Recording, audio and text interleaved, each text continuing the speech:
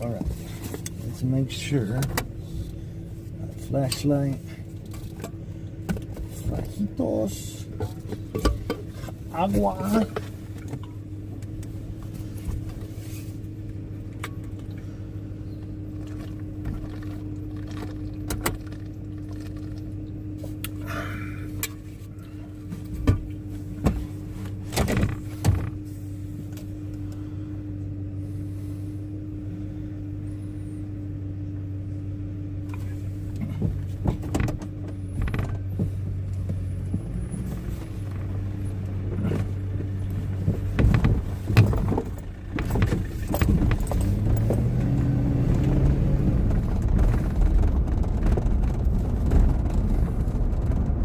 Oh shit! I got the other one. Where's the other one at?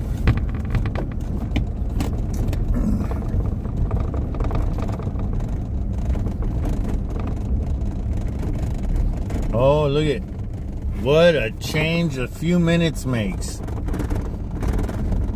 I came up the road about maybe 20 minutes ago and nobody was parked up here. Actually, there was 2 cars and then me at the upper one. And now the lower turnout is full. I forgot.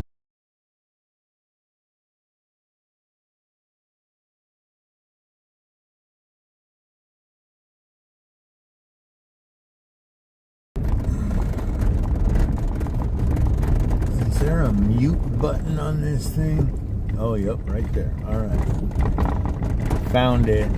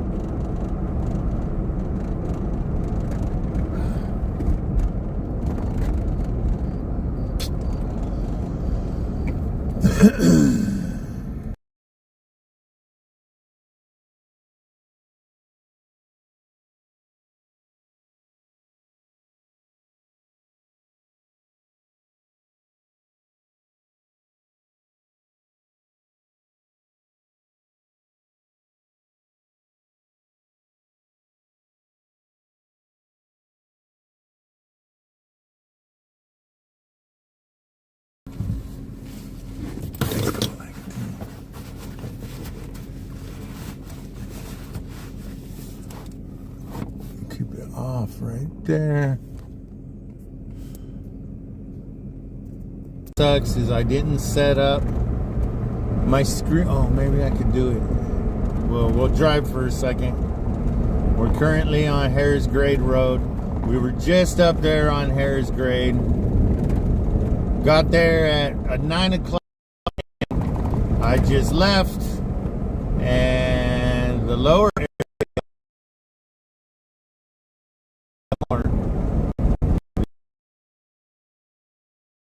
I think we're up to 3 up there.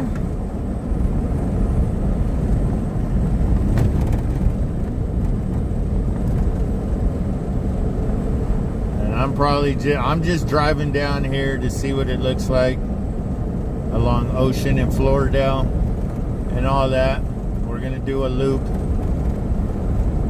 get everybody down here, and then head back up to the top. Don't forget, you can always go to 805.life, L-I-F-E, 805.life. Find the launches tab. And there's places to watch, there's pictures. Hopefully we'll be able to upload videos so you guys can see different videos from that area.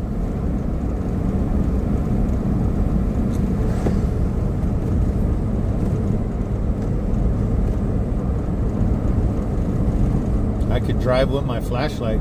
I don't even need my headlight. Wildlife are abundant, even though bear, bobcats, coyotes, skunks, all kinds of crap across this road. Snakes. It is snake season. So if you're down there, if you're anywhere, you come up here to watch a rocket launch, tread lightly. Look down as you walk around.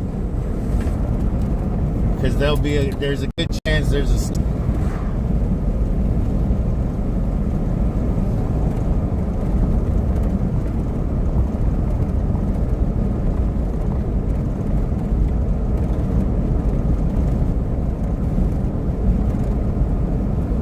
And obviously now we're coming into Mission Hills. There's the county fire department and police substation for this area.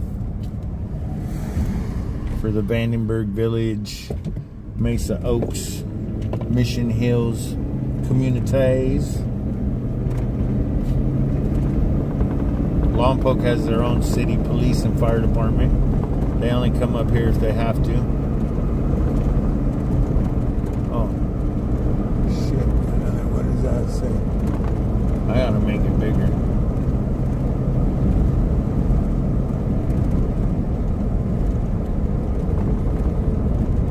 I do have my Starlink on.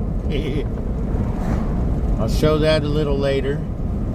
I went to Harbor Freight, watched some DIY videos and what people are doing to run their Starlink. I've got mine in a Harbor Freight hard case, an Apache whatever. And I noticed everybody was like mounting them to their lid. And I'm kind of cheap. I love spending money, but only on stuff I want to spend it on. And I really didn't want to spend money on all the accessories that I saw people buying. So I went ahead and bought me one of those Apache cases, took it home and played with it. I cut the nubs off of the lid foam, and the Starlink Mini fits perfectly into the smaller Apache case. What does that do? Okay, add new scene. So that's probably where I want to go. But we're not going to do it right now.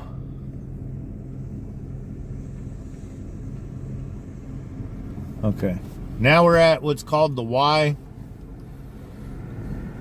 It's not a Y, it's an X or a T, but whatever. To the right over here is Hancock's Community College, Lompoc campus. Of course, it's over there in the dark, you can't see it. But also over here to the right is hopefully the future home to Space Camp.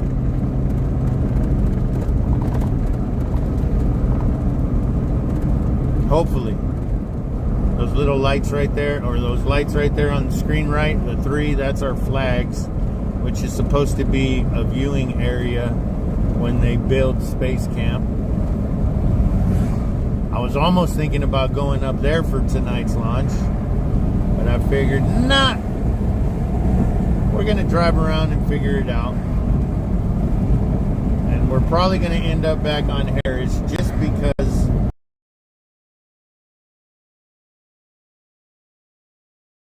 fine gentleman, Micah, and his wife came all the way from Beaumont. There's a family with young children that came down from the Bay Area. Ironically, both of them said they drove from 4 hours.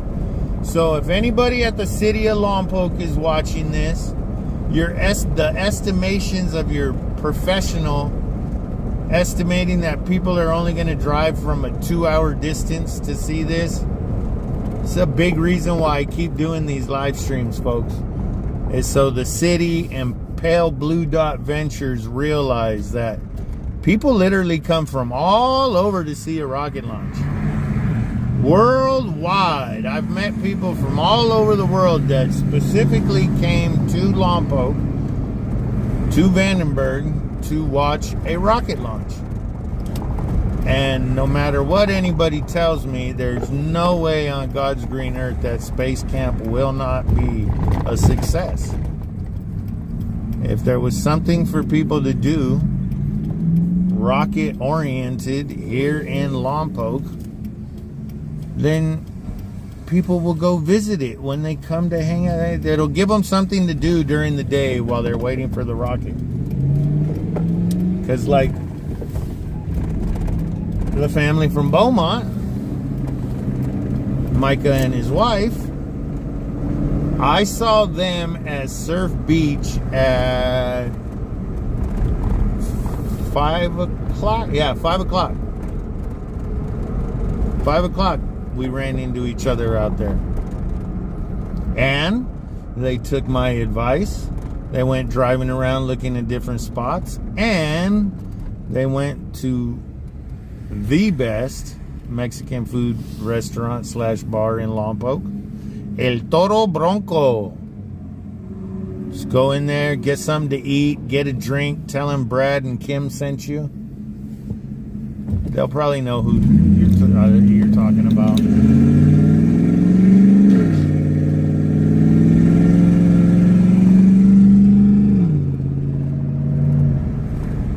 I can already see the lights from the police vehicles way down there.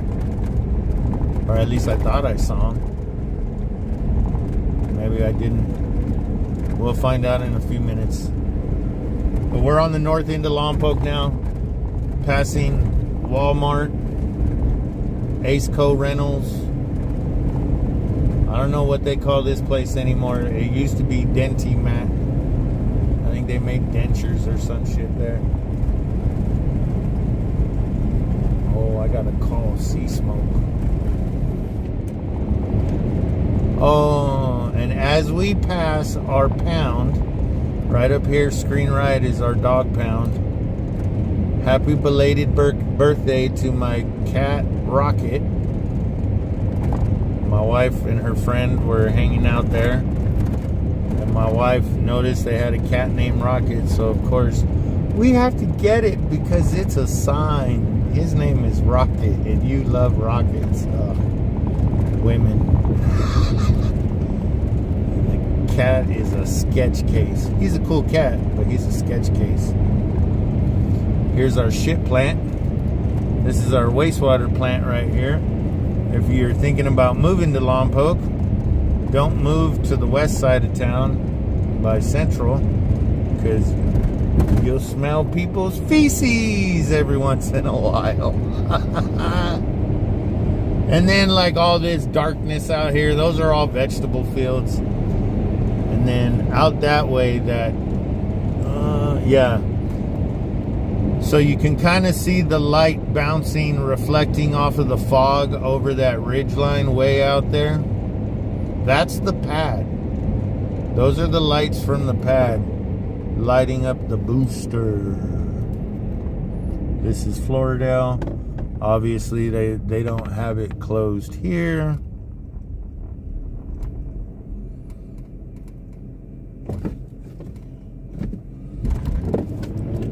Sorry, folks, if you're leaving comments, maybe I'll get to those in a little bit. I'm driving right now. Really not looking at the screen. I'm just looking at the road. And these are all vegetable fields. Once you get out here, there's a house here or there. But the reason why it's pitch black out here is it's nothing but vegetable fields. Those lights over that way, that's the federal prison. Oh, I'm sorry, correctional facility. Here comes a car up here on the right. They're probably here for the launch.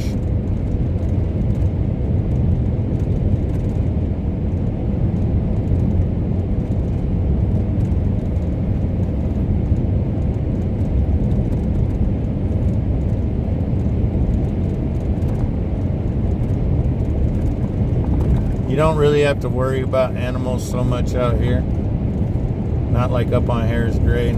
Harris Grade, of course, the big thing up there is the deer. We're almost late enough where they're not going to be roaming right now. They should be bedded down for the night, but you never know. It's a nice night, not too cold. The fog's not creating its typical pretty much raining. The fog gets so dense and there's so much humidity in the air with the fog that if you stand under a tree, you get rained on. Or if you go for a walk in the morning. I have a Van Dyke. Most people call him a goatee, but a goatee is just on the chin. I got the mustache and everything, so it's a Van Dyke. And when I get home from my morning walks, that thing's usually dripping wet. Oh, man.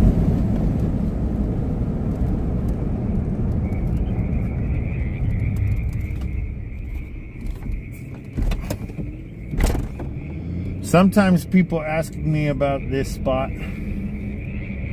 So we're gonna back up so you guys can hear why I don't come here as much. Hang on.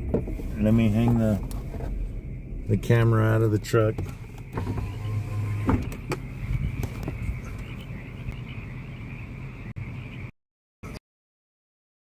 It rumbles away, they start croaking again.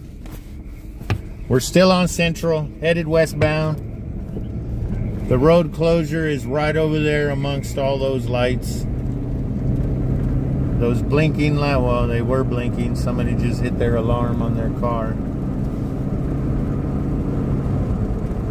But yeah, I think we'll head back. I'll just find another spot to park.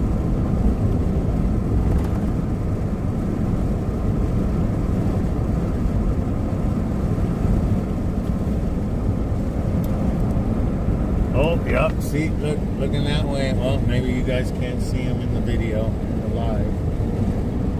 Oh yeah, you can. You can see the twinkle twinkle of the police vehicles over there. So this is technically the road closure right here. Union Sugar. And look at this idiot. What an idiot. Oh, there's a van parked right there too.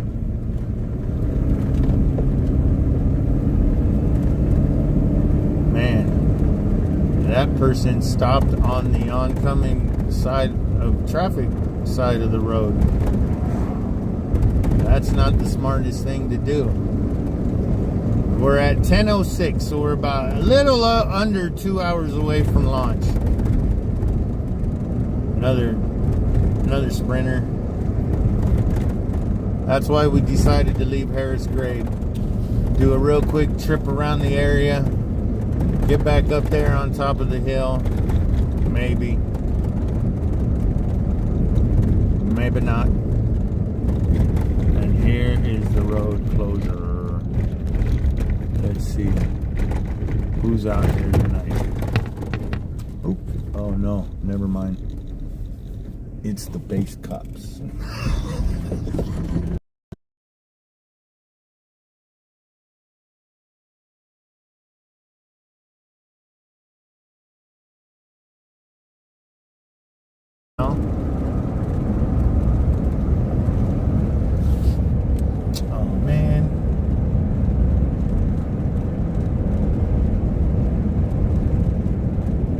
I would sit here for a minute and wait till I see somebody driving on Harris Grade so I could show you guys Harris Grade.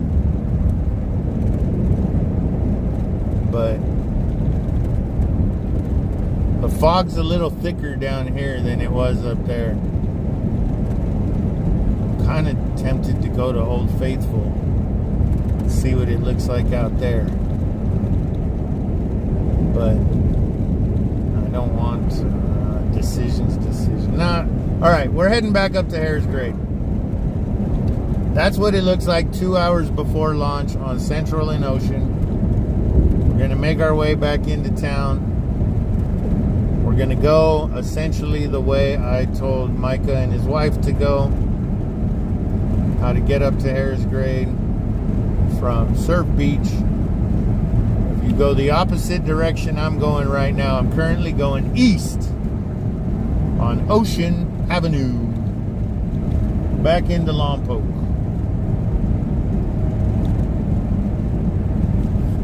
See, I'm almost positive. Yeah, alright. Hang on, folks. Let me get to the next road up here. Because somebody's up at Harris Grade with their lights on right now. It's probably somebody in a Tesla. Because a lot of you people like to sit around with your headlights on. I don't know if it's just you don't know how to turn them off or what. Okay. So, let me see. It's going to be to the left and up. And there's, oh, you can faintly see it right now.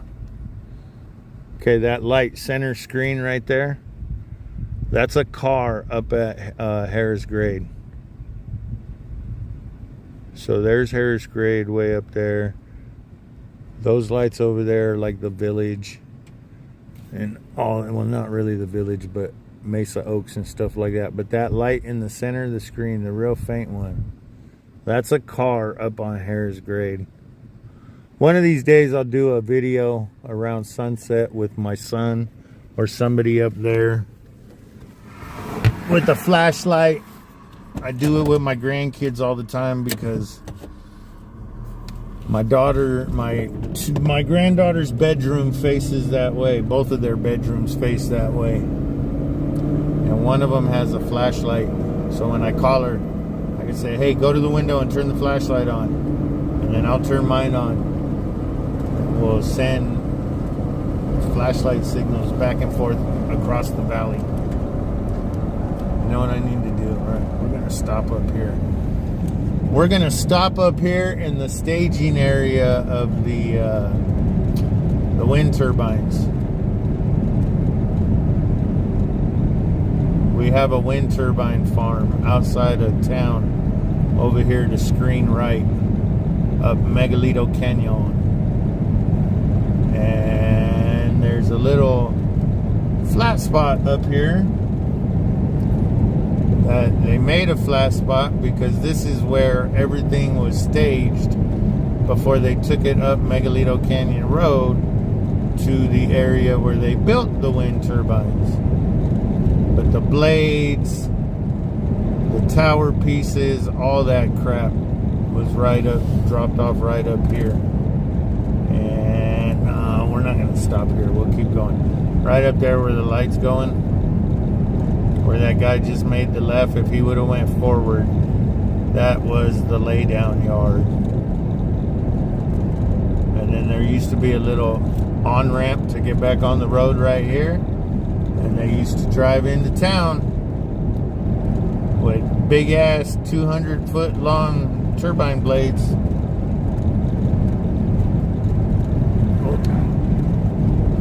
Down a little bit.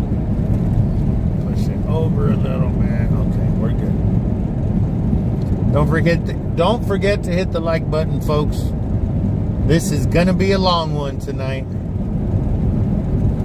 I don't know why the hell I decided to hit live at 9:30. Or just after 9:30.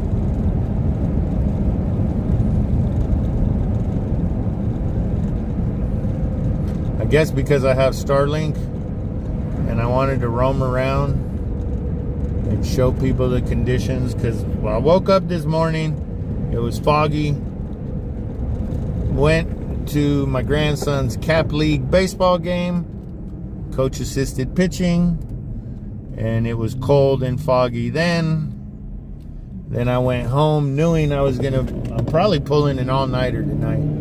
If not, I know I'll be up at least until 3.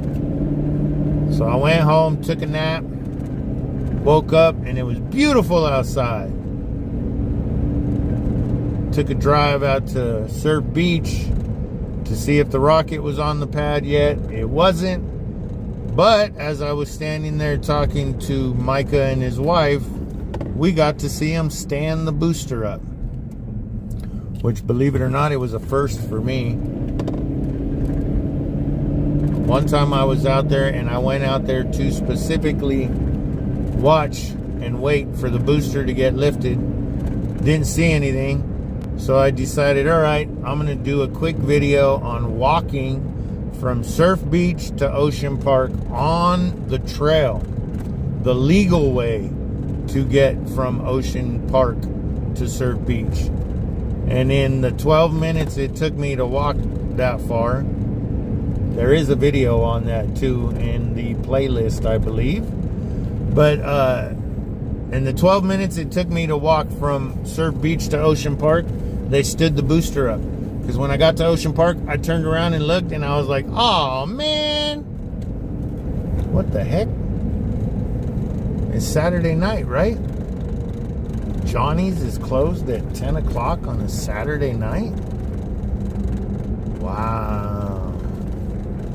Right here to screen left is Hangar 7. Somewhere right there. The one with all the lights. Elon Musk went there after a rocket launch. That's like a rocket motif wine bar, I think. I don't know. I'm not a wine drinker. I work at a lot of the wineries, but I'm not a wine drinker. And now we're back on Ocean. This is another good spot to eat. Well, at least the barbecue guy that works there, he's usually pretty good. Solvang Brew Co.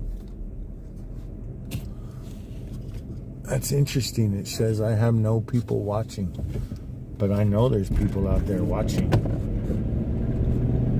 I got a feeling there's people out there watching me. Best flower shop all around right there, Lompoc Valley Florist. Go there to get your knickknacks, pictures, or not pictures, flowers. Oh, that's right. I gotta go to that. Just wait a second. I thought I did it already. Hang on. We'll be back in a minute, folks.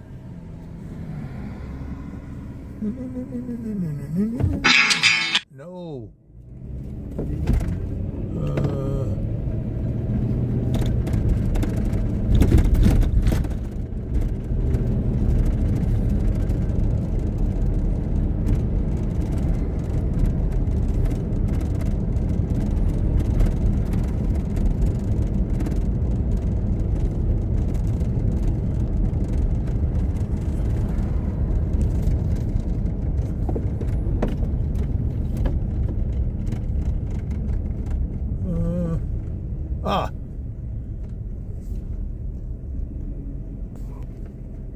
Alright.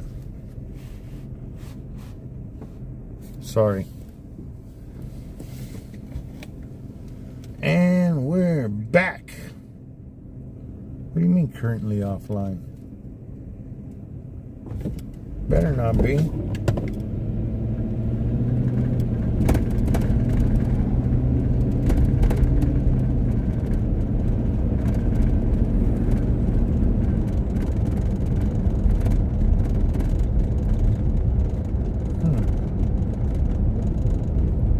But we are on Ocean, folks, heading northbound on Ocean back toward Ayers Grade. We're going to pull over here in a second. For some reason, it says the Starlink's not working.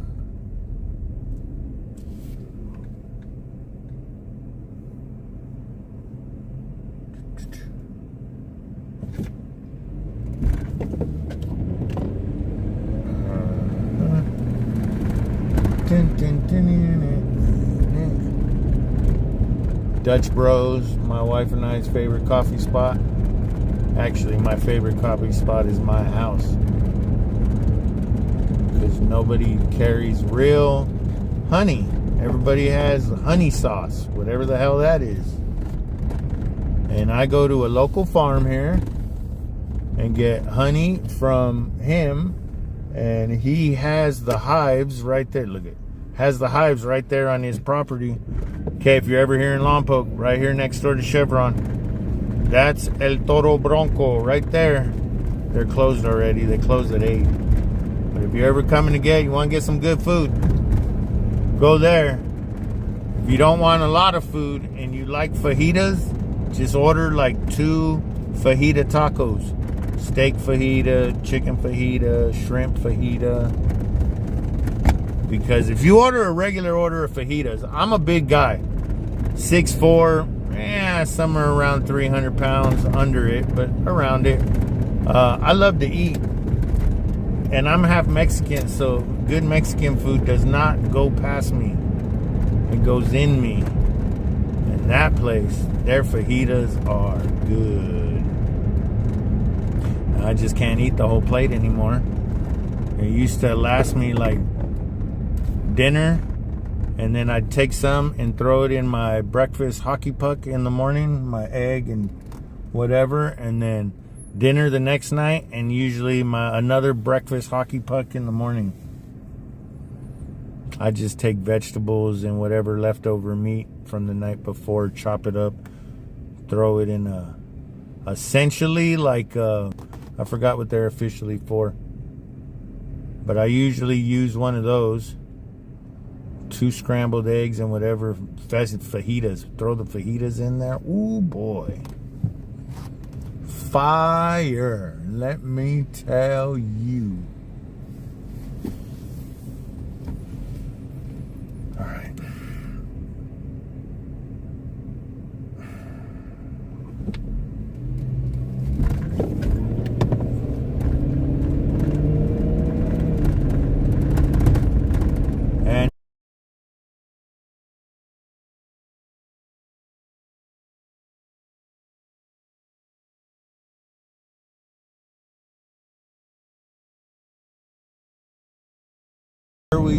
We turned on Ocean. There's an old damn it, now I'm gonna forget the name of them. It's a museum that some dude went around and donated all kinds of money for I want to say Carnegie for some reason, but there's a big museum in Washington DC, and this guy went around, he gave millions of dollars to all kinds of cities and entities to build replica museums all over the United States. And ours is our historical museum.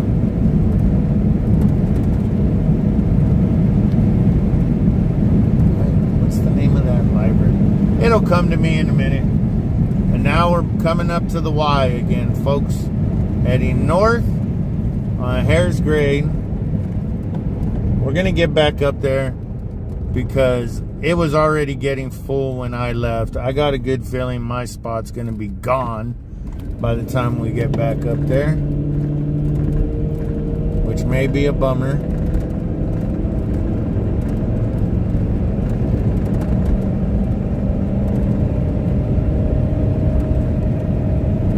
And now you're officially out of the city of Lompoc. Actually, yeah, I think it's actually like right here is the city-county line. And we'll be coming up to the police substation and the fire station. I don't know what the fire station number is. This Emergency Operation Services of California went ahead and screwed up all the numbers for us up here. Used to be like 51s, but now Lompoc is, instead of being engine 1 and engine 2, I think it's engine 51 and 52, and this one's like engine 38 now for the county, I think, something like that. I don't know.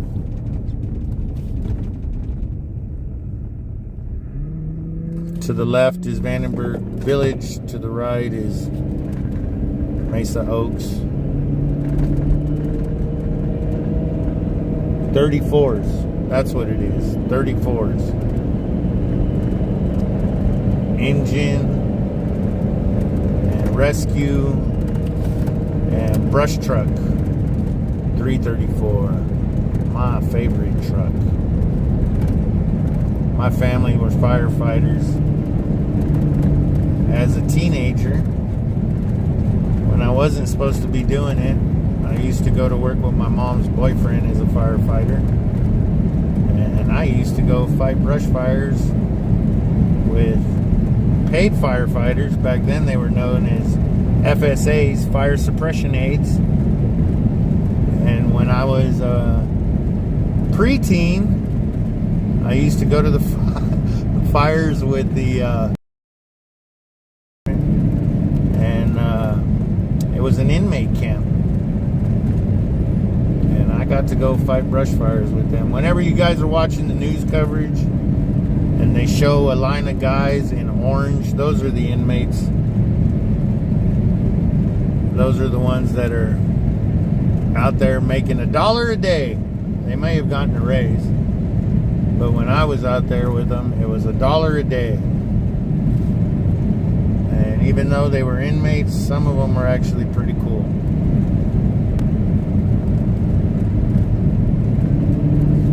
Their camp was out.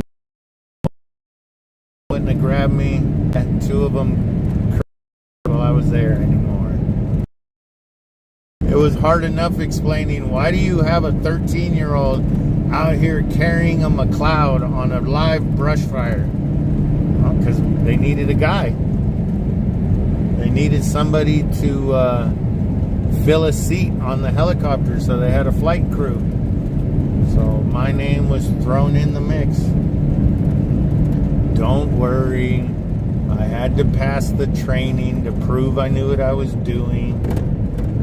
And according to everybody there, I passed it with flying colors. To tell you the truth, I don't know what I was doing. I just knew how to do it.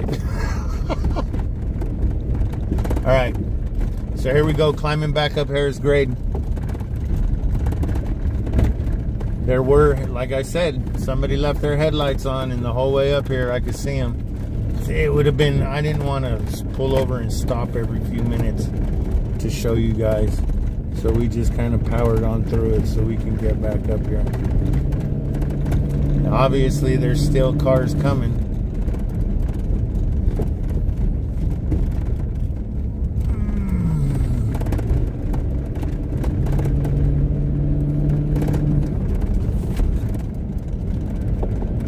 All right, here we go.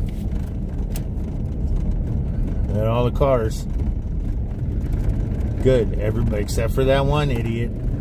Park like an idiot. Up here you can't. You got to kind of park like they are. All right, let's see what we got going on at my spot. Oh, this guy done moved into my area. Only 4. Not bad. Not bad at all. But see, remember folks, if you're coming up here to Harris Grade, everybody likes to make a left back there into those spots. I advise not to do it. Locals get a good head of steam coming down this hill. And if they come around that corner, and we're live streaming, we're not stopping until the launch goes. So there's a good chance while we're out here, we're going to see one of these idiots bust a left into the spot.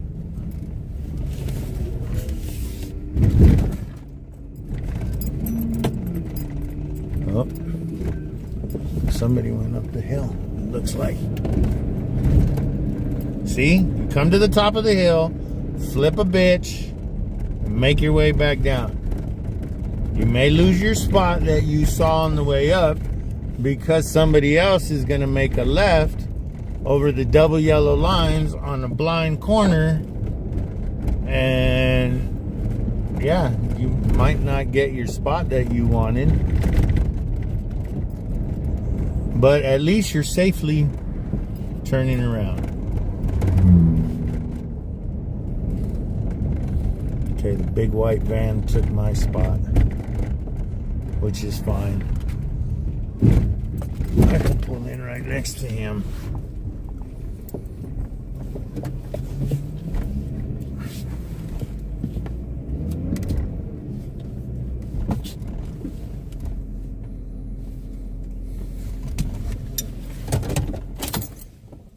All right, we're here. There's Lompoc.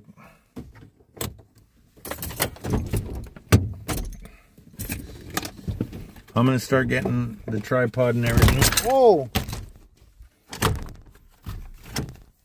Timber! I'm gonna get the tripod and everything set up, folks, so enjoy the view for a few minutes. Oh yeah, I gotta see what's up with the Starlink.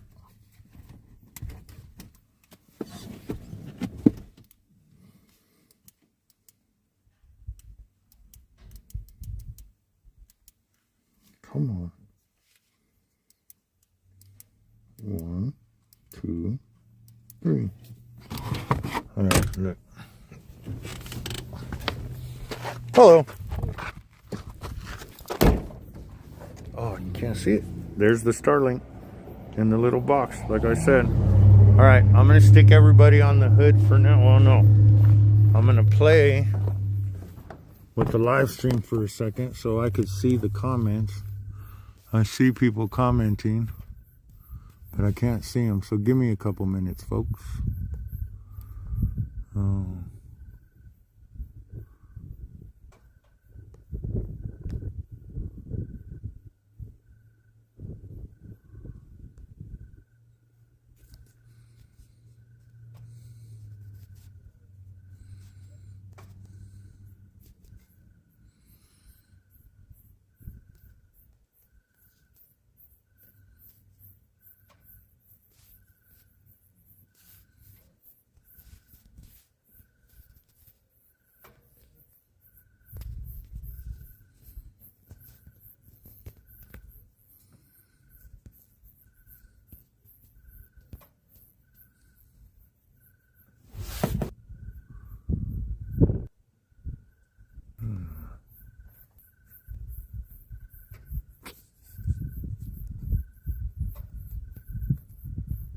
All right. Oh, hey, I think we got it, folks.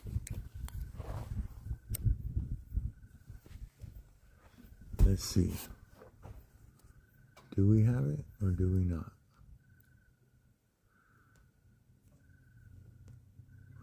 All right. Well, you guys are gonna sit. Let's see. Oh, we do. Sorry. Yeah, I was changing the layout of the screen, folks. That's why it kind of went away for a minute there. And I can't get the chats back up. San Diego North Park. Hey, thanks for watching. Hopefully you guys get a good view from down there. All right.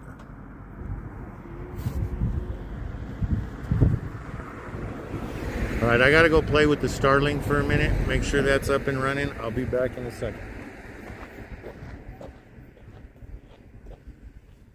How are you tonight, sir? Excellent.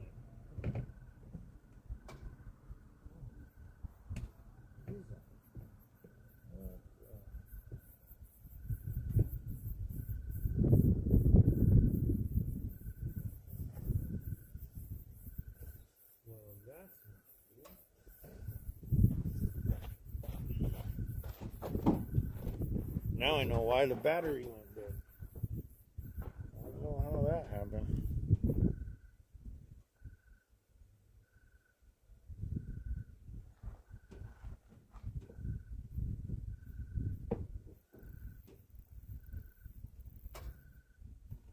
Yeah.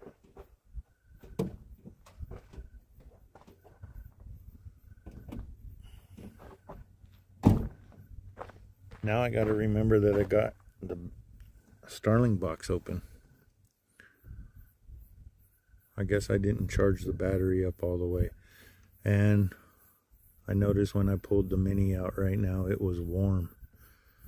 So being in the box is causing the heater to turn on.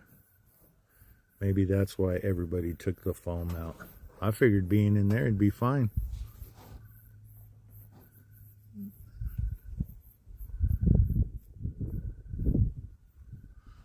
No, I'm not using the Starlink to stream right now. I'm just using my mobile data and stuff, so we don't have to worry about that. It's just if you're sending me messages, Eddie, I can't get them because Starlink's not up right now. Oh, you know what I could do? How long do we have to go till launch? An hour and 20 minutes. We'll say an hour and a half. Eddie, you might have to come and rescue me tonight because I think I'm going to plug the Starlink straight into the truck. So I might not have a battery. All right, I'll be back.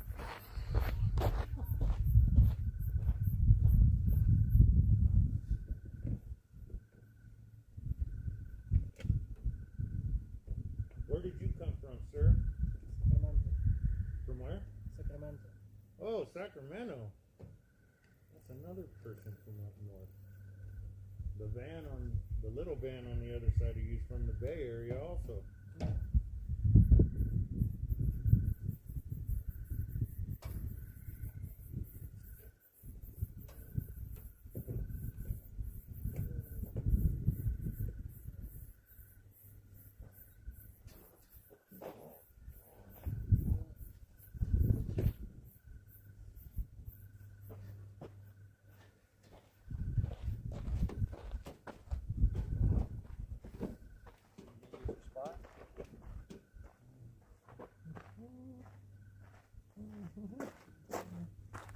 You need to get your spot down there?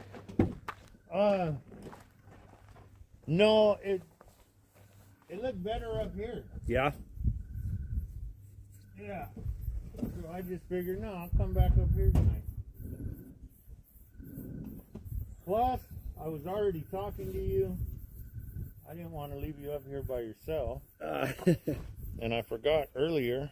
So I was like, no, I got to come back to give Micah some stickers like I told him. Oh, cool. Thank you. Yes, Put sir. them on my car so I don't lose them.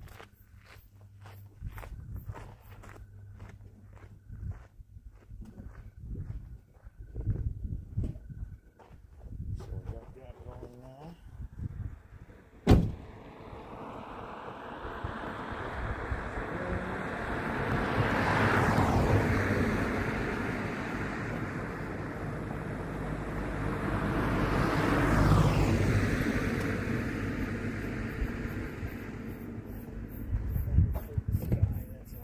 So it looks like they start the first fueling in what, 35 minutes? Well, it actually starts an hour.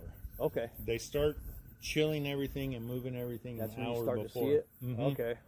You'll see the first big an hour before. All right, folks. So we're plugged in. Starlink is going. I've been live streaming since I left. Okay. An error occurred. Check your device connection again.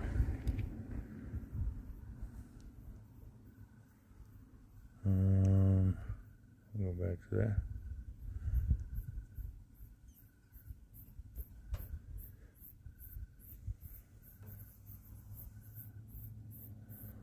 Instructions.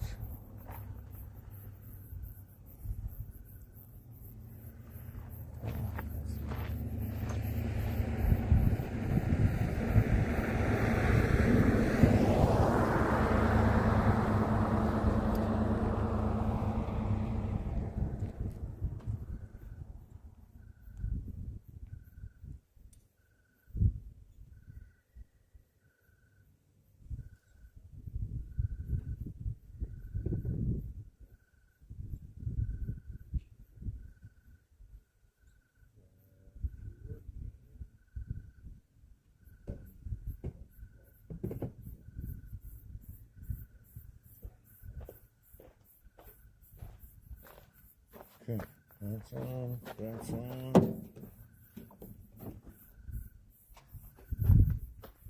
That's on. All right, folks. Starlinks ain't working right now for some reason. Oh.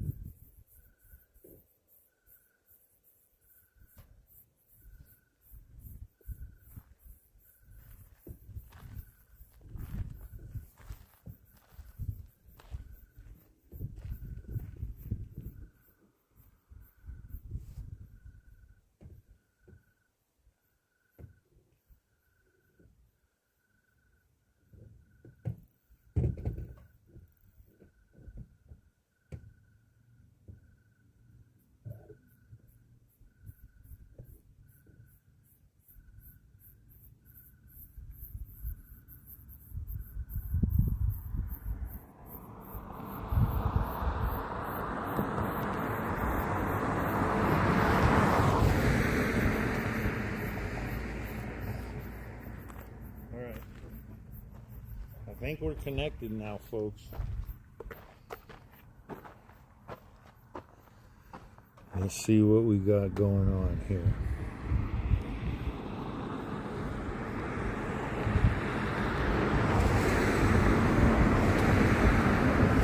See?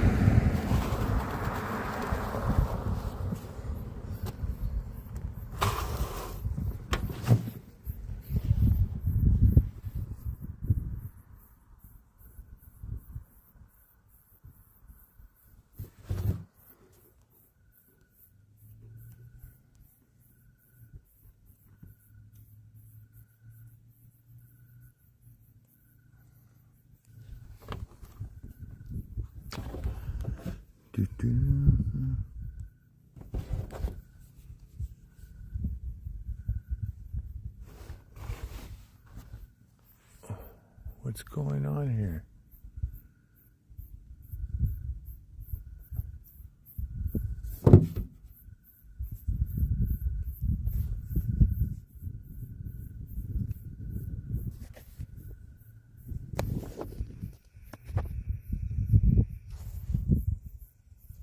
Oh, I bet you I know what's going on. No, it's off. Well, let's turn it on.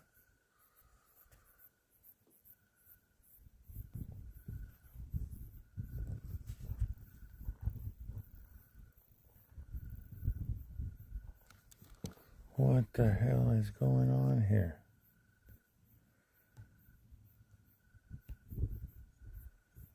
Okay, we're hooked up.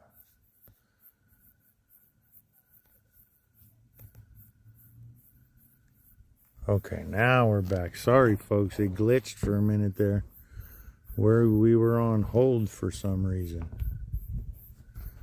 Don't know why. Still trying to figure all this out. Right. We got an hour and 14 minutes to go on the timer. Hour 14 and 29, 28, 27, 6, 5, 4, 3.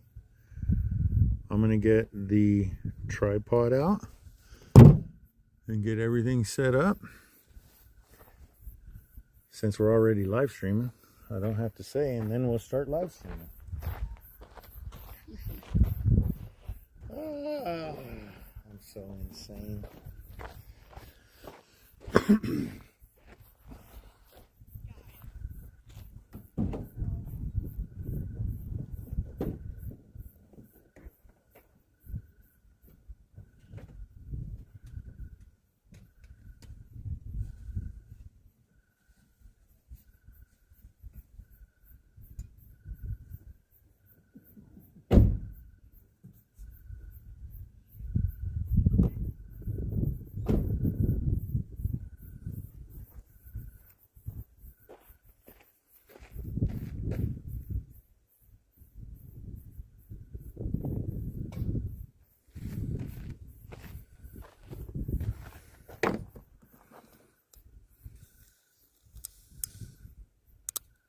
What?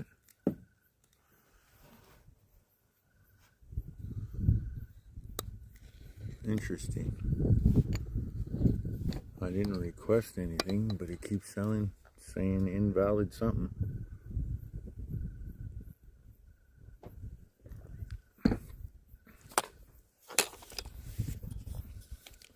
And this should be a good launch tonight, folks. It's a return to sender, which means it's landing back on the launch pad. About 1,000 feet away from where it took off. If you go on Google Maps or whatever maps you have and search up Slick 4 Vandenberg, it'll show you a pinpoint of the base, or where the slick is on the base. And if you look to the southwest of the launch pad, you will find the landing pad. It's just a concrete square in the ground.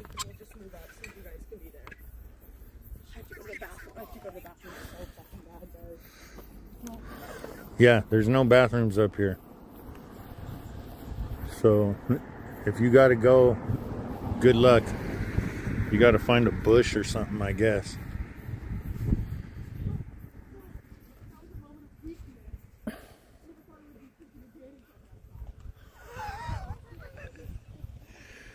All right, let's turn down toward those cars right there are at the lower viewing area. And that's already, it's not full. There is still spots to park, but it's essentially full down there. All right, let's check. Oh wait, we're gonna go there. No. Go to that. Go to that. Full screen. Okay, so that's working. Live. Oh, wow. Okay. Whoa, holy sheep shit. Sorry, folks. Thanks for tuning in, JC, Miss Franco. Oh, híjole chingao. Yes, my eyeballs were. Yeah, see, I knew JC would love the frogs. She always asks about them. Yeah, don't forget to like, subscribe, comment, share, tell a friend. Turn on your notifications, because you never know when we'll be streaming. Thank you, Decoded Frequencies, for loving this channel.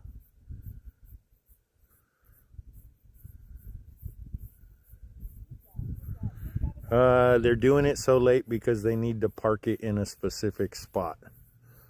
They can't just launch any time of day and assume that the rocket's going to make it. They got to launch it right when it needs to be. Yes, I'll be careful tonight.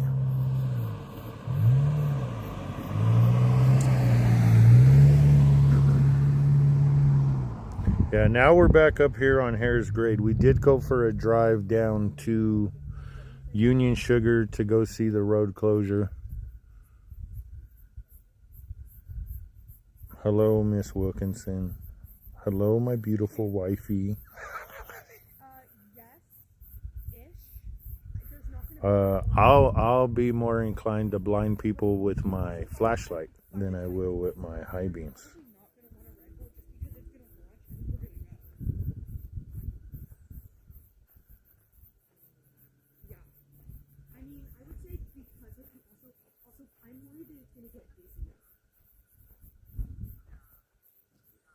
A little driving tour, Lompoc.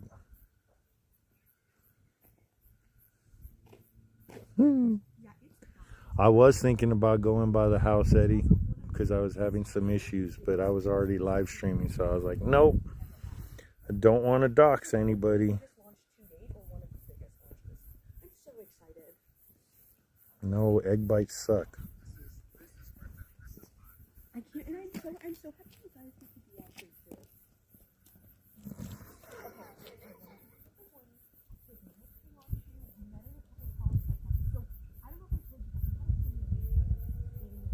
They met in poli-psych classes.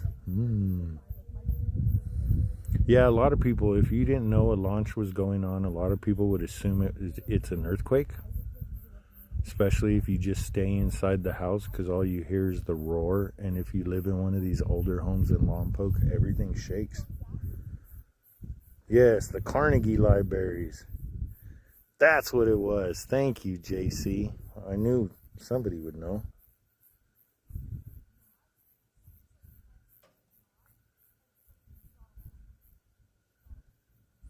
And JC, you brought up the fire station for the TV show Emergency. My mom's boyfriend, he actually worked at Engine 51 for LA County, which is, I think it's technically Hacienda Heights. It's right on the other side of the hill from Whittier. Turnbull Canyon Road, if I'm not mistaken.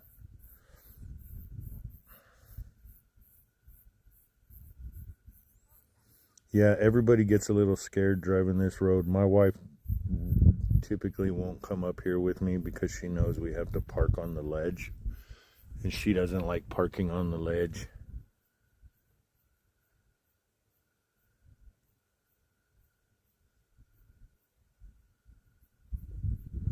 I got 2 phones.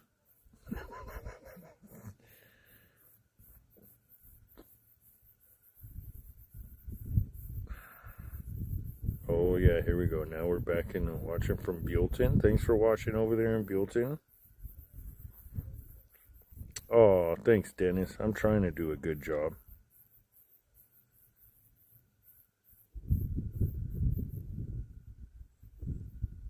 Yeah, you should. Everybody, and at least if you have a clear sky, you should be able to see the rocket fly tonight.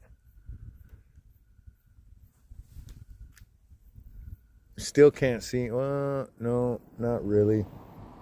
You really can't see no stars up here. It is foggy.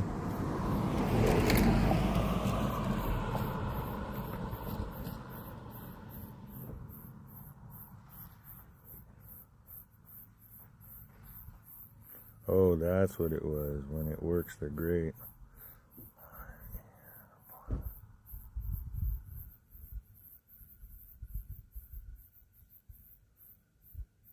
Oh. Visalia Man, maybe? I don't know. That's a loaded question. Asking me where the best place to watch a launch from is a loaded question. If you want to feel it, then go down on Ocean, because that's the best spot to feel it for some reason. You could feel it at Surf, but I really believe that the ocean behind you at Surf kind of kills everything. You got the sound of the waves coming in. And the waves are going to vibrate the earth a little bit, so when you're over there, you don't feel it as much. But if you're on Ocean, anywhere around 13th Street, that's where the rear entrance, the back entrance to base is. Anywhere around there, you could feel it rumble in your feet, in your chest, all of that. Tonight, with tonight being a return to sender, Harris Grade is a great spot because way out there in the distance, those lights you see, don't tell me, oh, come on. Well, it's not letting me zoom in again, but above my finger, those are Slick 3 lights, and that light right there, that is Slick 4. So the good thing about being up here, whether it's a return to sender, a day or night launch, it doesn't really matter. From up here, you can see the rocket leave the pad. A lot of times we're going into fog monster season up here along the Central Coast. So a lot of times town will be fogged in. Like the lights from town which are right there, center screen now. That group of lights over there, that's Lompoc proper. All of those lights right there. And that's usually covered in fog. We're going to be in the time of year where that gets covered in fog. But you can come up here and get out of it and be able to see liftoff. Tonight's a return to sender, so obviously we'll be able to see the landing. When the fog does get thick like that, we will lose it in the fog. Sometimes the fog's so thick you can't see it. Sometimes you just see the glow of the rocket going through the fog, but you can't see it. The fog's a little higher than the last time we were here, so I doubt, I said it last time, and we were able to see re-entry burn, but I doubt we'll be able to see re-entry burn this time. Well, what am I talking about? It's a return to sender, so we're going to be able to see re-entry and landing burn. All right, what was that at?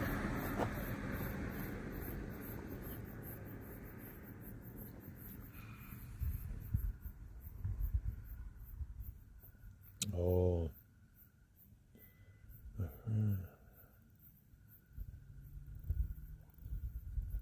And if you're wondering when the next launch is, where to go watch a launch, you can always go to 805.life/launches.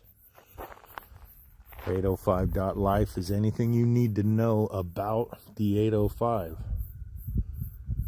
From Oxnard to Paso, from Lompoc to Cuyama, and everything in between. If you're looking for something to do, somewhere to eat, somewhere to stay, go on 805. And if you're looking for rocket launches, go up, find the rocket launches tab, and go roam around. Learn about the pads, learn about the 9 different rockets SpaceX is actively using at Vandenberg.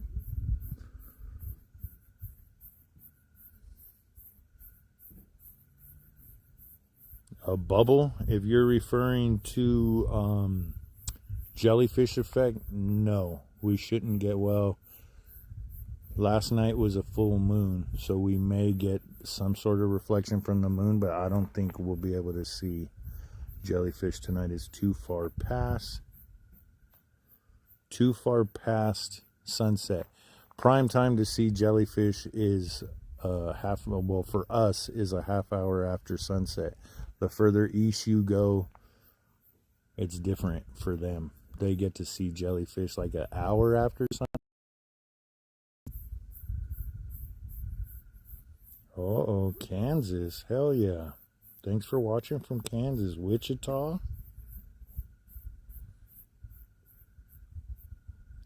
That's what I wanted to look up. There's like, even though this is the whatever mission they're calling this one.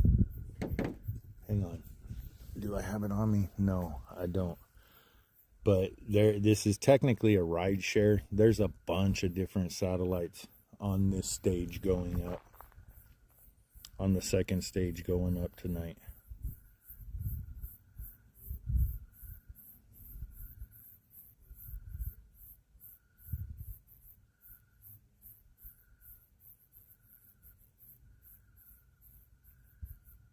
Dennis, are you out here watching the rocket launch, or are you at home watching it?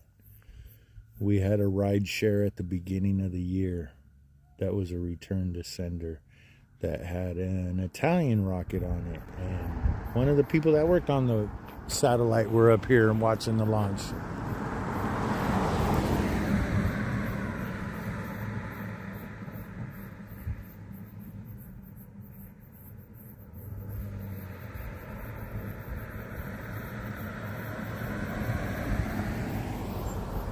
Well, thanks for watching from Wichita.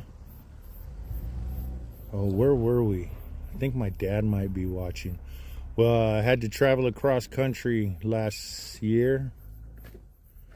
Got to Omaha, and I was standing outside the hotel drinking a beer, and I started hearing tornado sirens go off. That was the first time in my life for that. And then I stayed outside while the wind picked up. My dad, I called my wife and told her what was going on, and she said go inside, and I said yeah, sure. And then she called my dad, and I saw my dad standing at the window of the hotel just watching me stand there looking in every direction, hopefully waiting for a tornado to come. I shouldn't say that, but hey, whatever.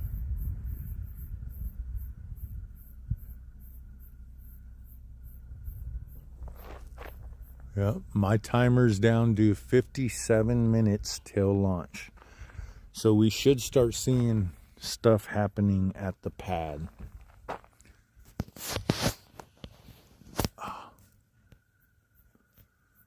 Well, we might be stuck in this view tonight, folks, because for some reason it's not letting me. All right, we're going to quit doing that because Eddie already said it freezes the screen. So we're not really going to mess with anything now. We're just going to sit here and jibber jabber for the next hour.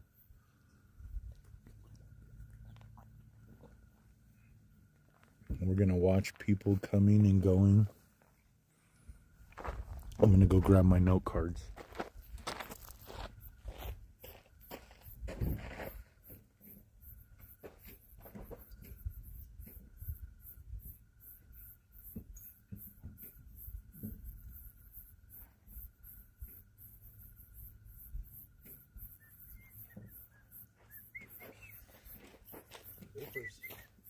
See the vapors. Yeah, we should be seeing them now. Yep. Yep. Right at just under an hour that starts happening. So unfortunately, folks, I can't zoom in on it. But Micah has just informed me, and you can somewhat see it with the naked eye. It's a little bit difficult, but you can see it. Plumage has begun. And what that means for me is, oh, take the lens cap off, you moron. They're starting to chill all the lines so they could start moving fuel from the storage facilities, which are screen right of the booster, into the booster.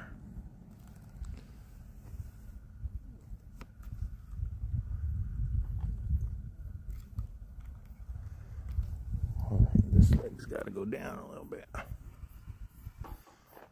Right there.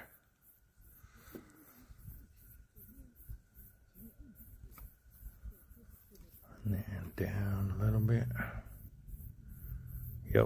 Yep. They're chilling the lines now. I got the Z50 set up now, folks. And you could see through the camera, you could see the liquid oxygen stack blowing off vapor, which means they are starting to move fuel, which is a good sign.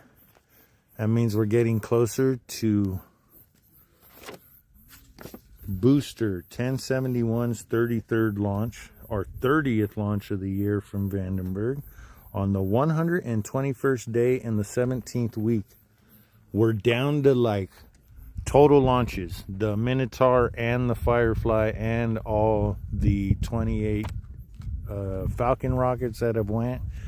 We are down to 4.001 days between launches. That's actually pretty good, and we got one in 3 days on the 5th. And I'm hoping they don't drop this booster, because I want a picture of I haven't looked at the next launch yet, but I want a picture of a booster on the pad and a booster. I think I already have a couple, but I want a newer one so I could post on the Facebook page and the YouTube channel and all of that.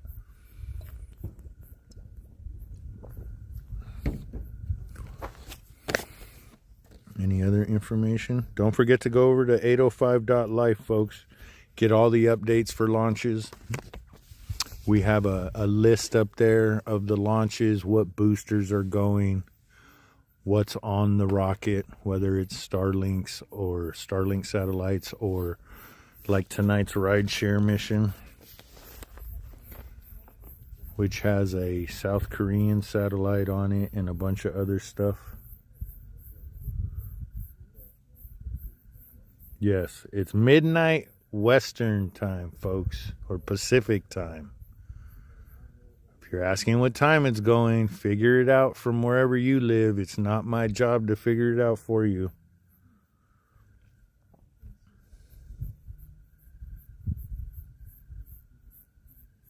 Yes, there is room up here at the upper. There's a bunch of room behind me. And there's still a bunch of room down at the, not a bunch.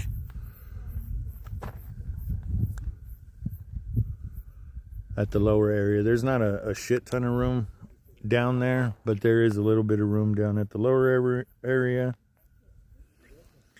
Thanks, JC. I appreciate it.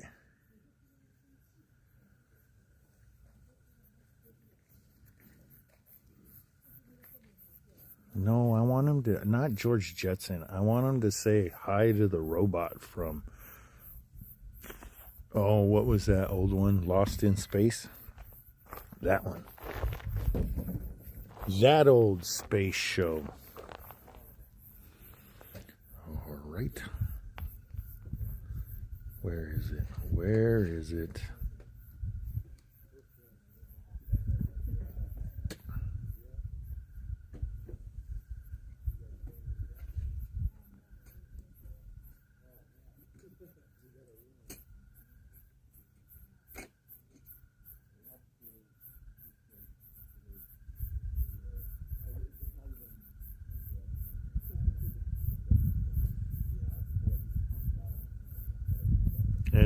And this is not a drone ship landing. I hope you guys already know that.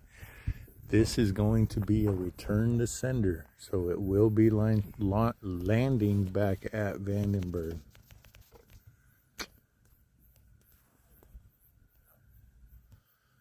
Ooh, what the heck? What did I just do? Okay. Well, I find that interesting because I was able to zoom in a few minutes ago here. Look, you guys will see how many people are down there right now. See all the cars. The advantages of having I forgot what my son said, how many lumens that was. Was it just robot? I thought the little kid gave the robot a name. I don't remember.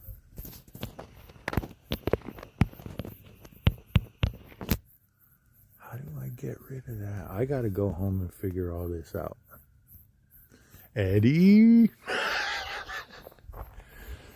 I gotta get the layout better on my screen because I can't see the comments.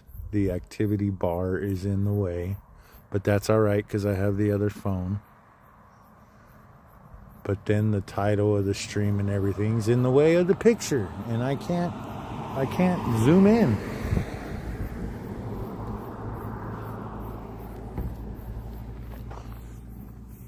Okay. We're not moving. Don't move.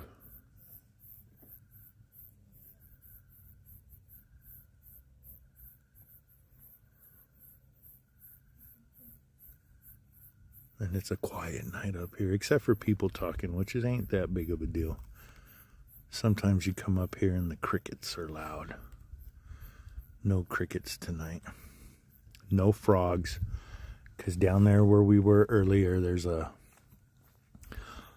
ditch that drains all the water from the hillsides.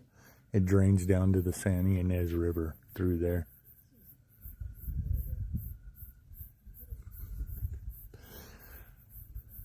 Miss JC, you really are a space nerd, aren't you?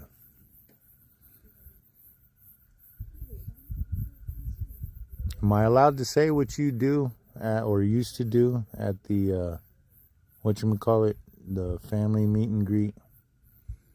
I just find it ironic that JC and I found each other through my Facebook channel and being rocket launch nerds. And there's a possibility that I could have seen her as a kid, because I grew up in the city of Downey. And on Lakewood Boulevard,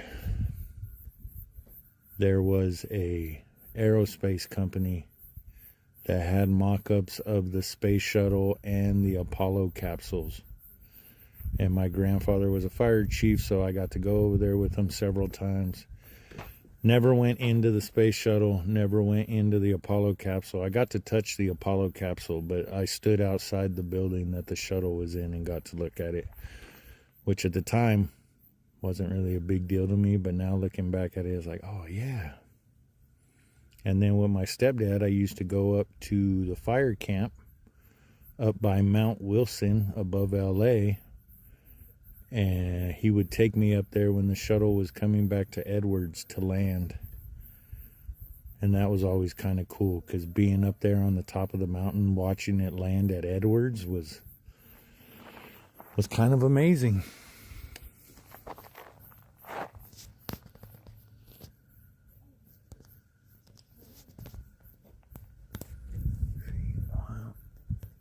My hands ain't cold. I know that. Here, let's put the gloves on.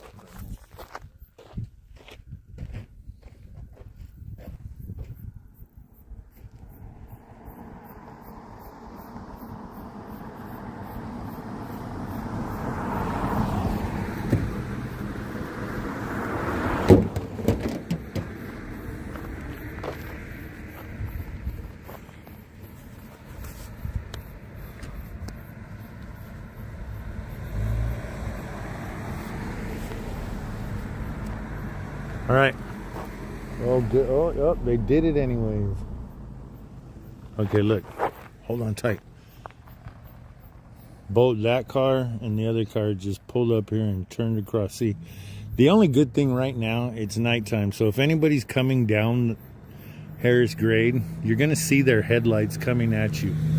That's the only saving grace right now.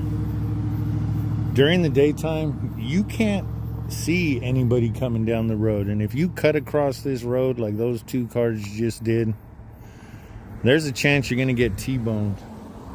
I've said it once, I'll say it. Look at see, like that. Oh, we're gonna put our blinker on too, so they know we're making a left. Let's see, 4 for 4, 4 for 4. Yep. Oh, this idiot's gonna make a U-turn right here. Now that's stupid. That's one of the dumbest things I've seen in a long time. And now they're gonna park right in front of me. Oh. Babe, if you're watching, I think it's the old Taco Bell lady.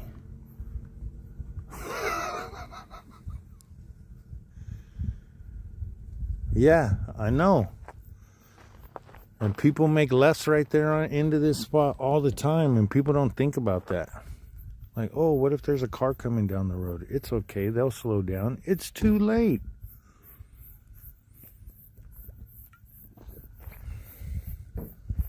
But anyways, back to why we're here. Booster 1071's 33rd launch. The 1st of the month of May, the 30th of the year, the 28th for SpaceX for the year. 1071 last flew March 13th, and that was the 15th launch of the year. Halfway through. So there's been 14 launches between the last time 1071 flew and tonight. This is essentially a rideshare mission. CAS500-1 and 2, which are South Korean imaging satellites that are going to photograph the Earth, and they have some special Earth imaging sensor that they're going to use. There is a bunch of other satellites on. I forgot the link where I saw what all of them were. This is our first return to launch site since January 16th. SpaceX and Vandenberg started off the year with 3 back-to-back-to-back return to senders. It was actually pretty damn cool. One of them was supposed to go off at the end of 2025 but got postponed. That's when I got the most views on a live stream ever. I had like 2,000 when I went off. When I told my wife, no, we're not leaving yet, I was at 2,200. By no means I expect to get there tonight, I hope. I just want my subs to go up. Don't forget to like, subscribe, share, tell a friend, turn your notifications on. That might be the most important thing, people, because if you're into watching YouTube videos, everybody usually has them at a scheduled time and date. They come out every Monday or Tuesday or whatever day at whatever time, and that's when they come out.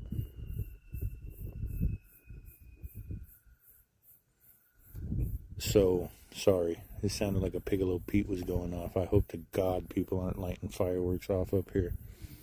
Anyways, forgot what I was saying now. But back-to-back launches. We had 3 at the beginning of the year. Haven't had any since then. Which I think SpaceX is approved for 10 return to senders this year. And this will be number 4, which means we have 6 left. And I'm not 100% sure, but just going off of what I remember in my brain, that would put us at 92 launches for the year right now. Like I said, we're supposed to hit, SpaceX was approved for 100. But if you average, technically SpaceX is like 4.3 days between launches. If we add a couple more return to senders in that mix, we'll probably get down a couple more days. But we're reliant on one drone ship. And I just heard from, I watch Marcus House on YouTube, who does a weekly update in space news.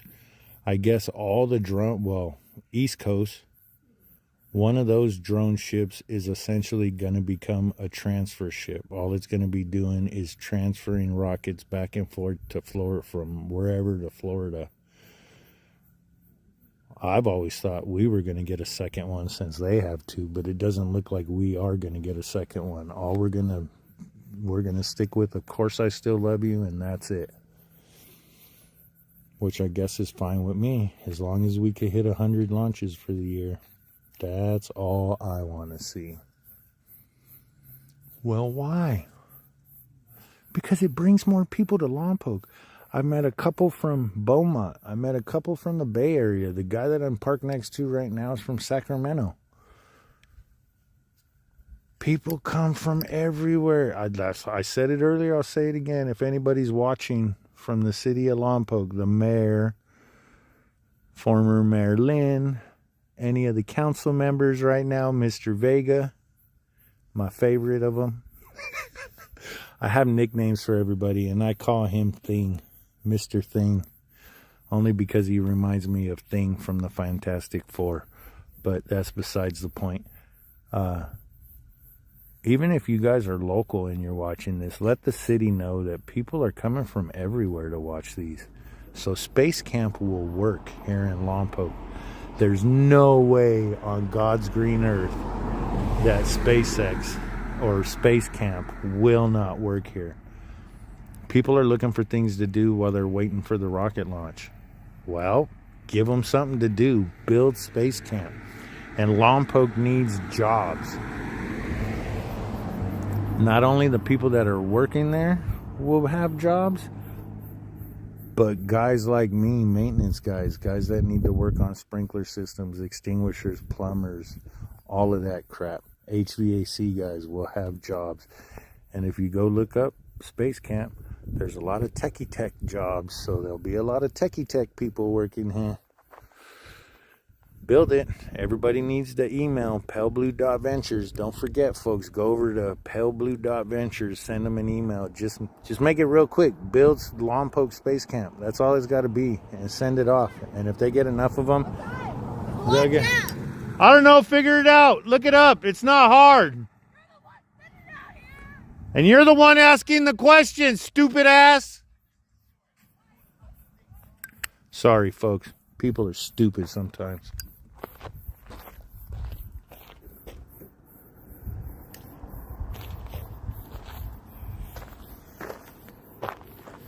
Okay. But go let paleblue.ventures know that you'd like Space Camp to be built. You would like somewhere to go hang out and watch a rocket launch. Where are we at?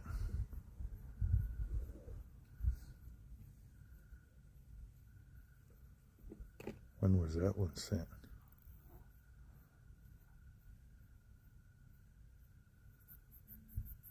Yeah, the whole world is watching these launches.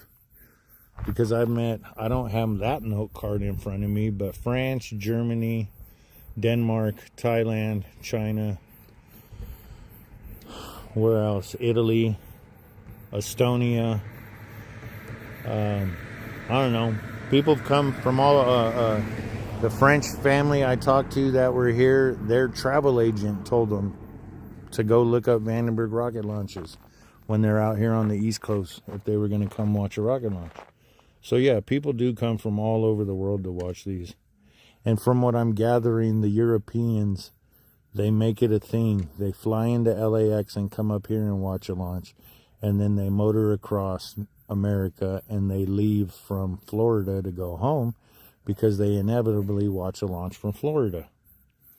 Since both Florida and Vandenberg are essentially launching a rocket every 4 days.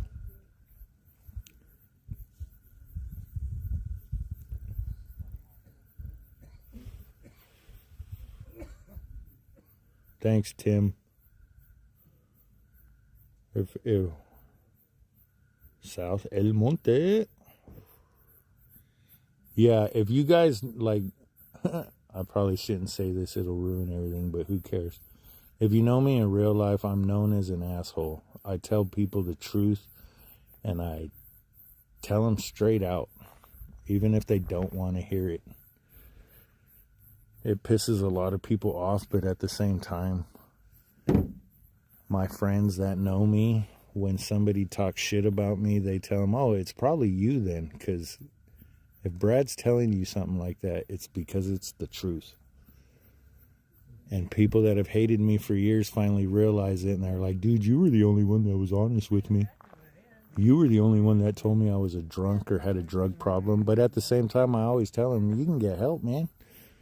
Talk to somebody. Let us know what's going on, and we'll be here for you.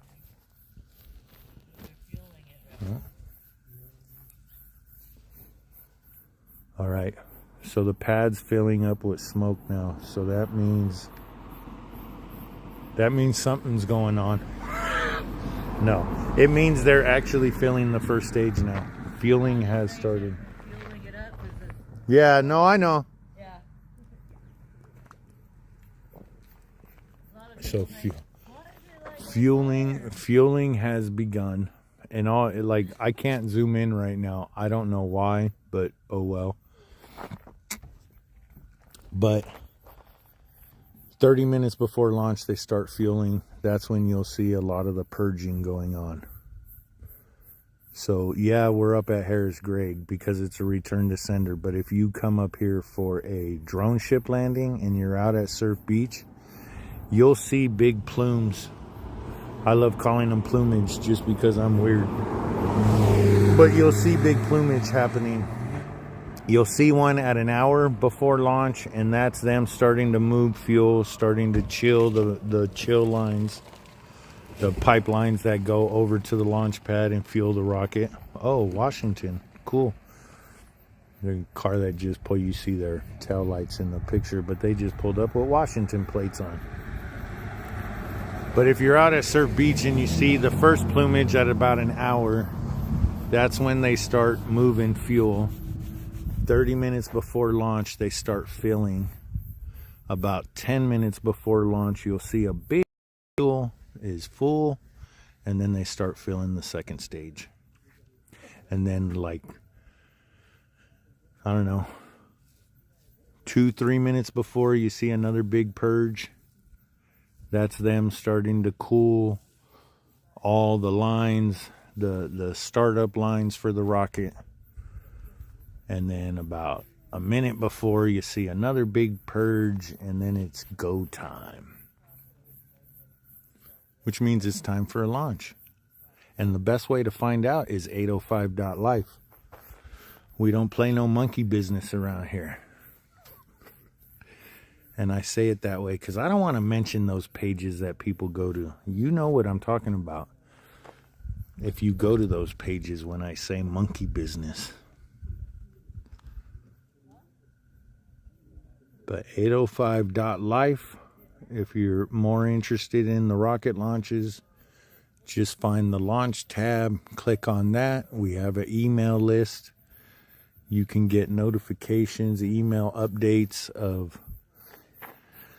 It's pretty quick too. When SpaceX changes their launch time, I've checked it a couple times now, and we're within 2 or 3 minutes, probably less than that, of when they change their time. We change ours. We only go off of SpaceX time. Like I said, we don't play monkey business. We don't go off of monkey and monkey. And JC, don't be on here saying that they're moving it unless you know for sure. I'm joking.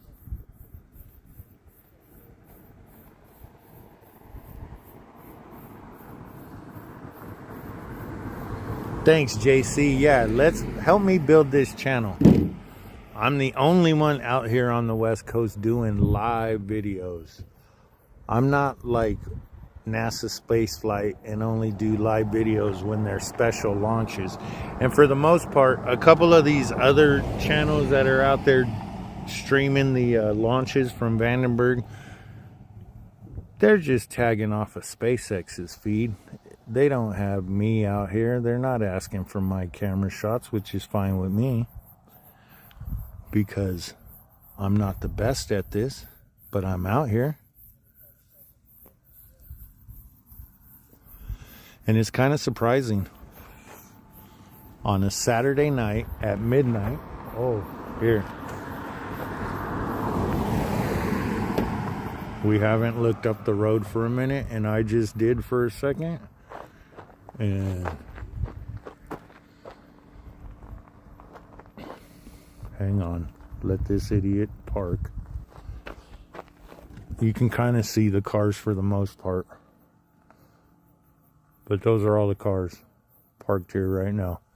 And notice those cars are all head in, and there's 3 of us that are ass in. It's better to park this way. All these idiots that are pulled in, most of them made a left across the double yellow instead of going to the top like I suggest everybody does. Make the U-turn and come back down, and then you pull in backwards and you can make a quick getaway. All these people, think about this now, folks. All these cars here, they can't go forward. There's a cliff. So they're going to have to back out. We still have a half hour to go till launch. People usually end up coming up here, especially locals. Locals wait for the last... Like, locals are leaving their house right now to come up here or go to their favorite spot. There's a spot in the lights down here below us, Providence Landing. They have a little park. If you have kids and it's daytime, that's actually a really good spot to go watch a launch. Because there's a park and everything there. Your kids could go play until launch, and then you can, hey, get over here. Rocket's about to go.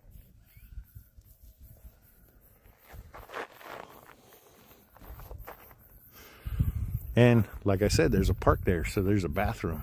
If you're worried about having a bathroom nearby, go there. Because if you're up here on Harris Grade, if you're a woman, you might get your ass bit by a snake, literally. If you're a man, your leg might get bit by a snake, but you still might get bit by a snake.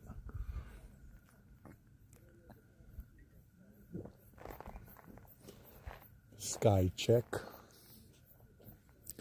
Still don't see no stars, which means it's a little foggy above us.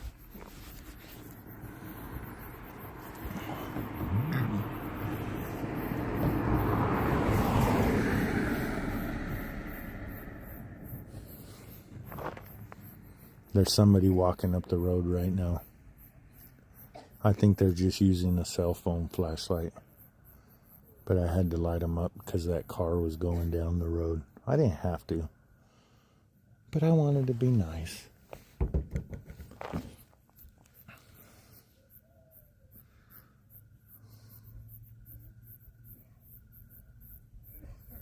Where are we at? Oh, what's this one?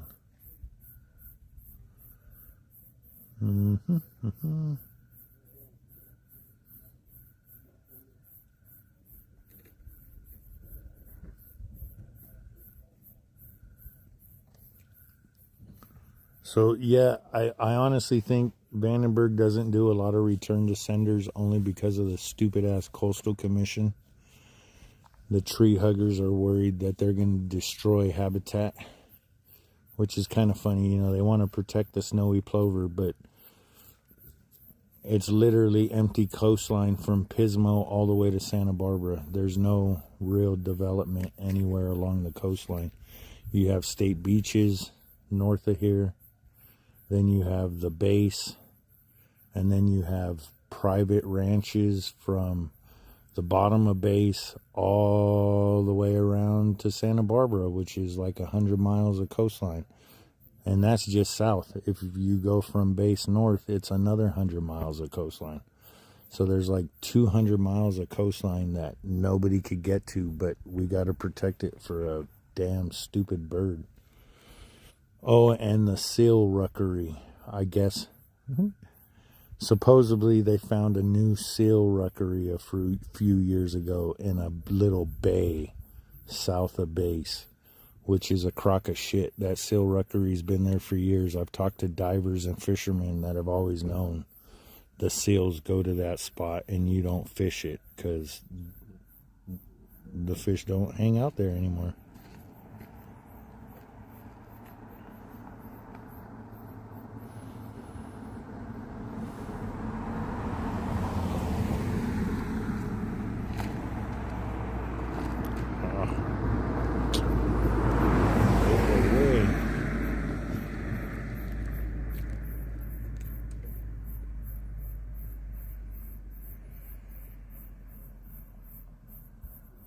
We are up at Harris Grade. The main reason why we're up here is because it's a return to sender.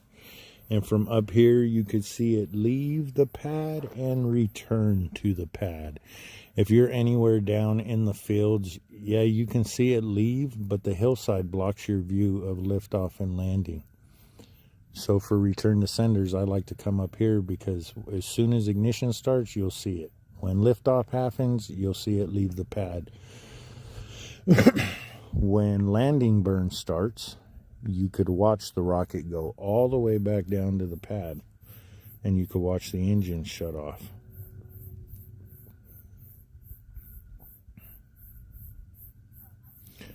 No, it's too overcast to see the moon up here right now. Well, I can't officially say yes or no. I'm literally right next to a hillside. Hang on a second. Loosen the hand. There's the road. There's the hillside. The moon is somewhere on the other side of it right now. So if we were down at that spot, we might be able to see it at the lower viewing area, because that has more of a, that's a bend on the ridge line. There's like a S curve right there. So from right there, you could see east into San Ynez Valley toward Buellton and Solvang, Danish Disneyland, all that. From that turnout, you could see further that way. So there's a possibility if I was down there, I might be able to see the glow of the moon, but it's too foggy to see the moon itself. At least from where I am, it is.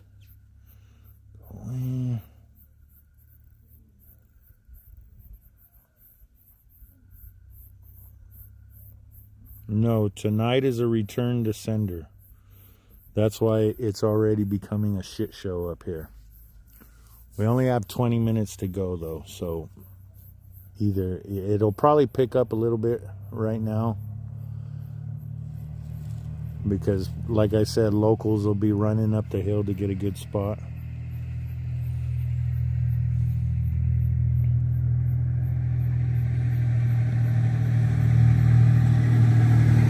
Thank you everybody for watching. I really appreciate it.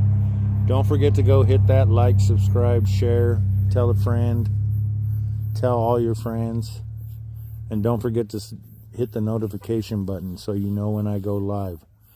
The next launch is the 5th, scheduled for 7 p.m. That is my dad's birthday. We are taking him to Toro Bronco. So there's a good chance that I'll be doing the live stream from the Toro Bronco parking lot.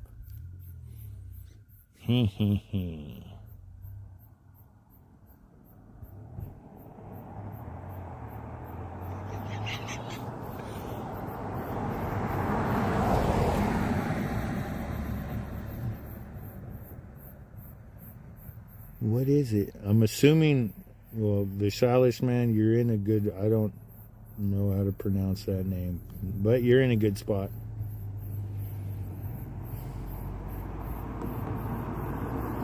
No. You don't have to thank me for doing this, people. Really. I enjoy the shit out of watching these. You guys don't even know. When my wife says, oh, let's go take a run to Santa Maria, the first thing out of my mouth is, there's a rocket launch tonight. All right, we'll make it quick. Because she knows I will be out. My backpack, my tripod, and now my Pelican, well, not my Pelican case, my Apache case go with me. If there's any doubt, we're not going to be home in time. Suzette, you might be able to see it. You should be able to see at least, if you've got a clear sky, if it's not cloudy, foggy, hazy around you, you should be able to see it.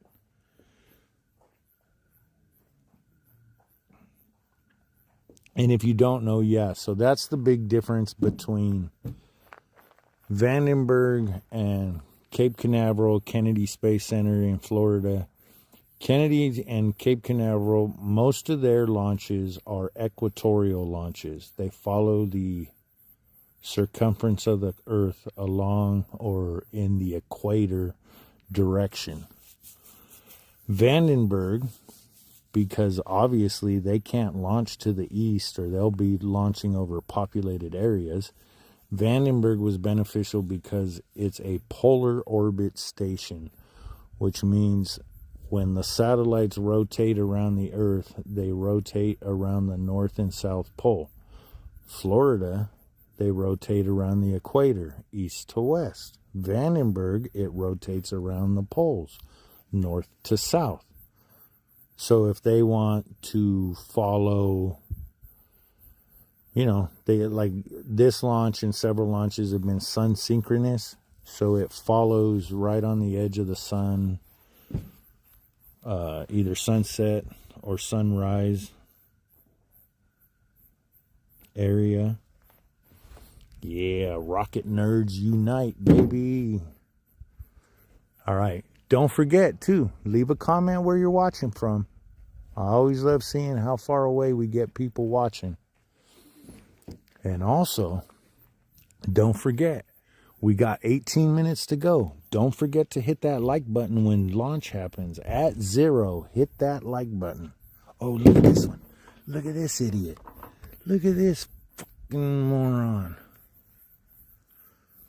He's making a U-turn right there in the middle of the blind, just outside the blind corner. Look at it. Look at this moron.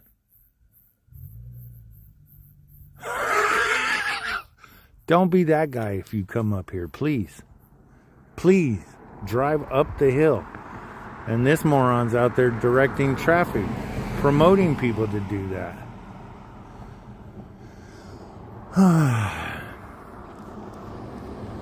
All right. I know the sheriffs are watching. I keep telling you guys, send a unit up the hill. I know it's not your responsibility, but somebody needs to be up here monitoring these people. It's not my job and walk around to tell them. It's your guys' job to enforce the rules. I'm just here to get tourists here. That's it. I want tourist dollars spent in my city.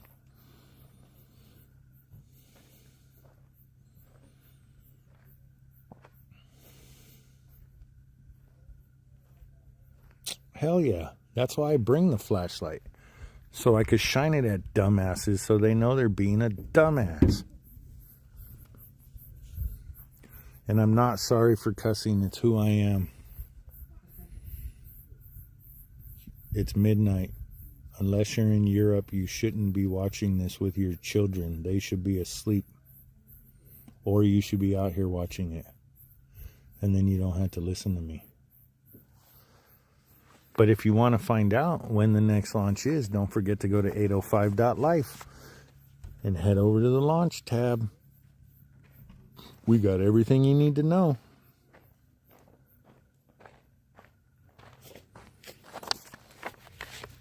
Mikey, you're back. So I see vapor coming from the middle of the rocket. Yep. We're at 15 minutes, so the first stage should be full. What you're seeing now should be the first stage is full, and they're purging all the gas out of the first stage. Oh, yeah. Yeah, that's first stage full. So now they're starting to fill up the second stage. Which means, folks at home, it means we're getting closer. It means we're getting closer.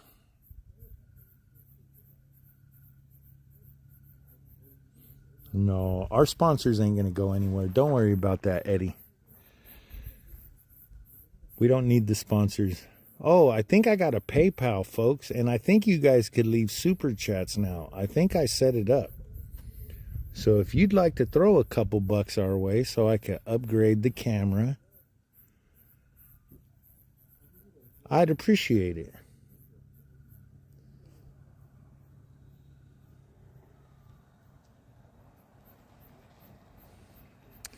No, I didn't steal it from no lighthouse. What kind of... It's a streamlight flashlight. I don't know. My son used to work at some, police supply place. And it was a flashlight somebody returned. So I got it for open box price. And yeah, this thing is... Oh, you can't see it cross. But yeah, it's pretty damn bright. Southern Ontario, Canada. Thank you for tuning in. God. It's not? Oh, I thought it was. All right, Eddie, I'll probably be by tomorrow so we could get all this set up.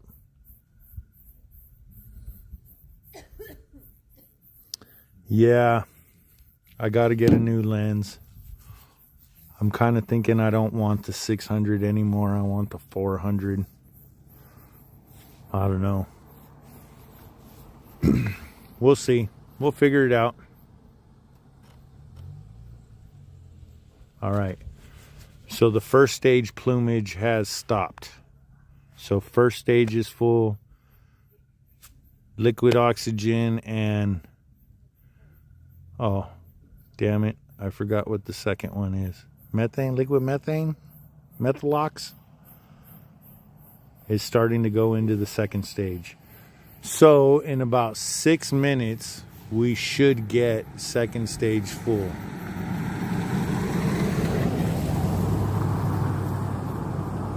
Authentication request had invalid authentication credentials, whatever the hell that means. All right. Tell your wife she's got 10 more minutes. His wife's staying in the car. It's not freezing cold. Oh, shit. Here, look. Let's look again, folks. I'm pissing people off with the flashlight, but ask me if I care. I don't. Look. That's how far the cars are back now. Ah, it's all right. You'll be fine.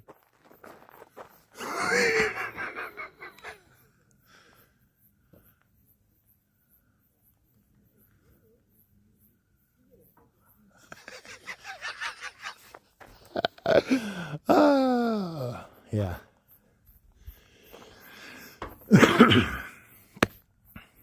All right. 11 minutes to go till booster 1071 takes a unofficial rideshare mission to space. Some South Korean rockets, a rocket from Wichita, a satellite from Wichita, and who knows how many others. I think it was 40 something total.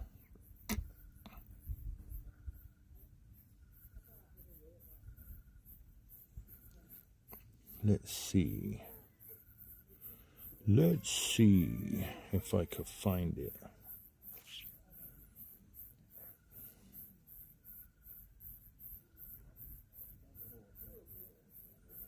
No, not that one.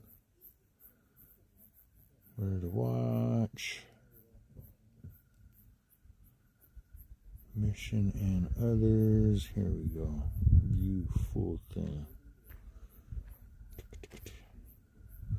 Yeah, CAS500-2 two of them.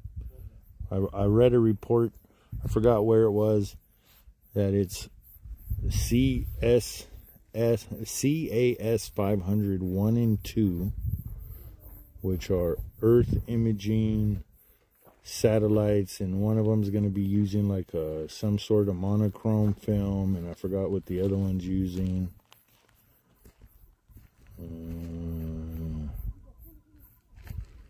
Block 5 variant, Sun-synchronous orbit. And my biggest pet peeve, if you live here locally and you watch the news, the thing that pisses me off the most is they say you may hear a sonic boom.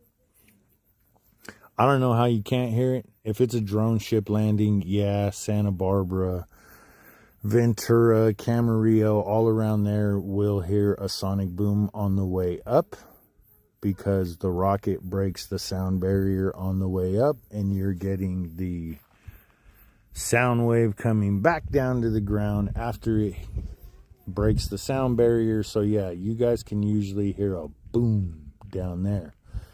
But the return to sender sonic booms are different, because it's been like 2 or 3 years now since I saw this video. But when the booster's coming back to land, if you listen closely, you can hear multiple sonic booms. One of them's the legs deploying. One of them is the thrust from the boosters hitting the ground and causing, and I forgot what the third one, there's a third other reason. There's actually 3 sonic booms, but they happen so fast that you only hear 1 or 2.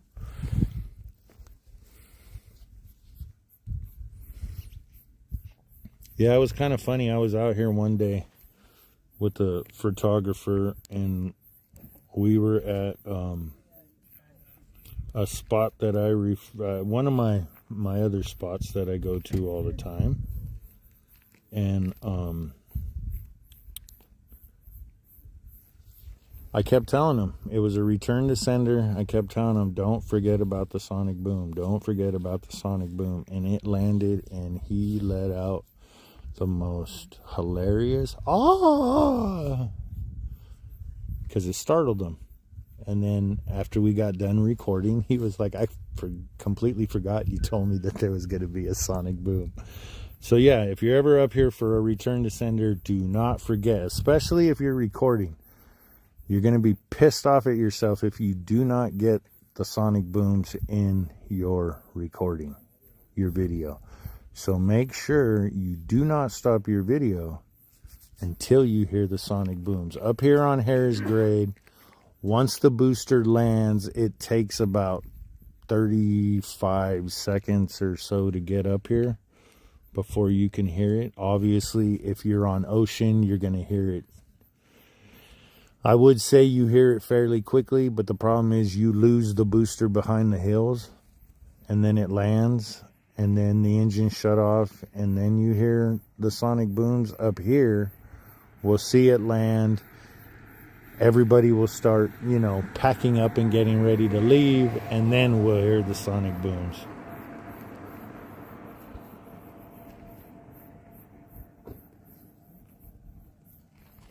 Oh, JC, I'm sorry. You got the fog monster.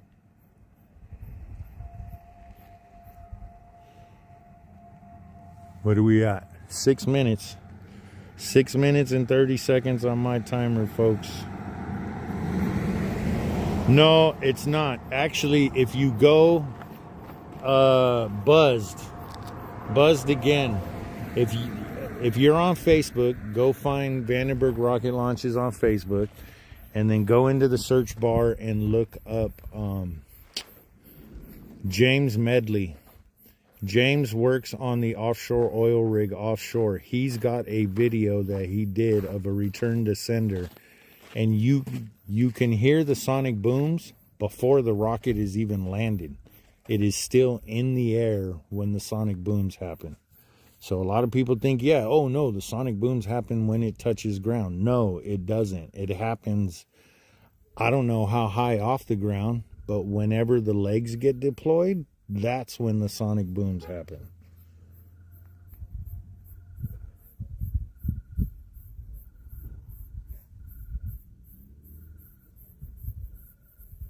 Well, thanks, JC, for watching the video. But I know it's more fun to run outside real quick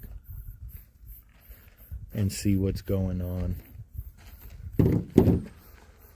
To see it with your own two eyes. Because it is a different experience. Being up here and just watching it.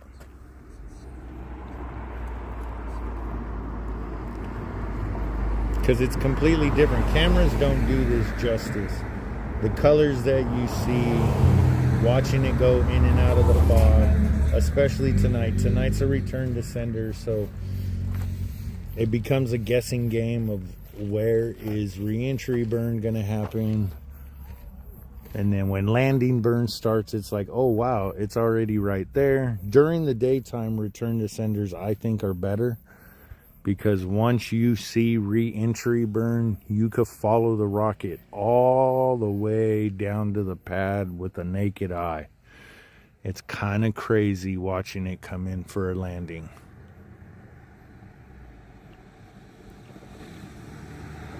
We're down to 4 minutes, folks, so don't forget to hit that like button. Comment where you're watching from. Share. Turn on your notifications so Tuesday when we go live, you get the notification that we're live. And if you're interested when the next launch is, go hit up 805.life. Find the launch tab, click on that, find out everything you need to know about launches, and then go back. And if you want to find a hotel to stay at when you're up here, or a place to eat, or an event going on, go ahead and check that out.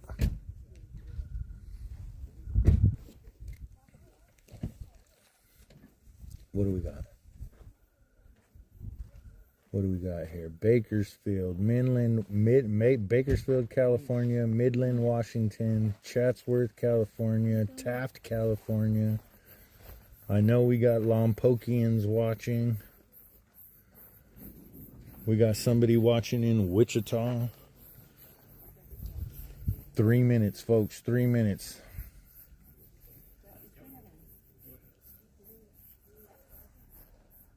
Oh, we got one from Thousand Oaks.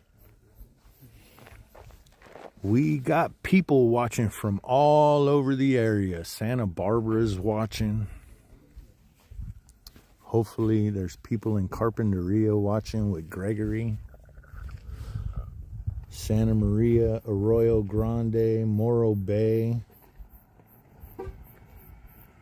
Don't forget to hit that like button. If you haven't hit it already, I don't really want to say it this way, but if you haven't hit that like button already, wait 2 minutes. As soon as you see the ignition, the glow from the rocket, hit that like button. Show me that you like and appreciate what's going on over here at Vandenberg Rocket Launches. It's not, honestly, it's not like it really matters to me. I'm going to keep doing this no matter what, but I enjoy doing it. And for those of you that can't come and see it with your own eyes, I hope you enjoy it too. But hopefully you get to get out and see one day. Whether it's here at Vandenberg, whether it's in Brownsville, Texas with Starbase, or it's over in Florida at Cape Canaveral and Kennedy Space Center, yeah.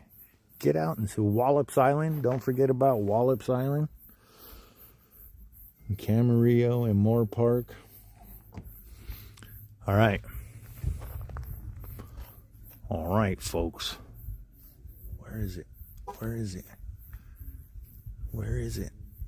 Let's get it back in focus. All right.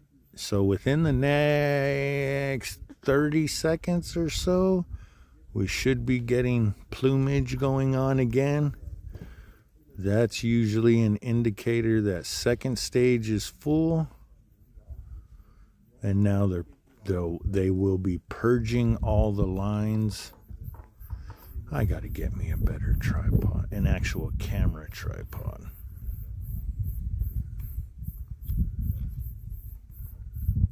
Good enough. Thanks for subscribing. Appreciate it. All right. Uh-oh. Let's hit record. Oh, shit. How is this going to work? All right.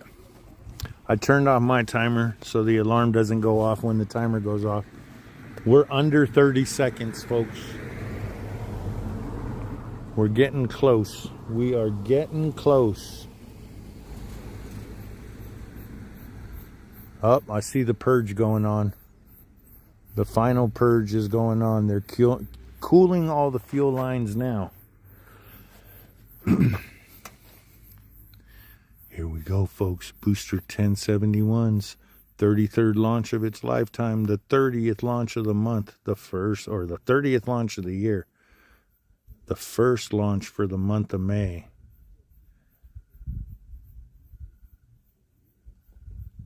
And I think this is the first return to sender for Booster 1071. Don't forget, hit that like button as soon as we have ignition. As soon as we have ignition, don't forget to hit that like button. I'm not exactly sure when is 0.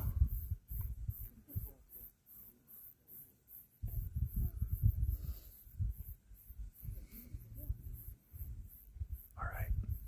I'm probably going to shut up here in a second because we should get ignition any second now. Don't forget, if you're watching the live stream, it's a little delayed. So even if you come up here and you're watching it, there it goes. There it goes. We have ignition. We have ignition, folks. The sun's coming up. Hit that like button, folks. Look at that.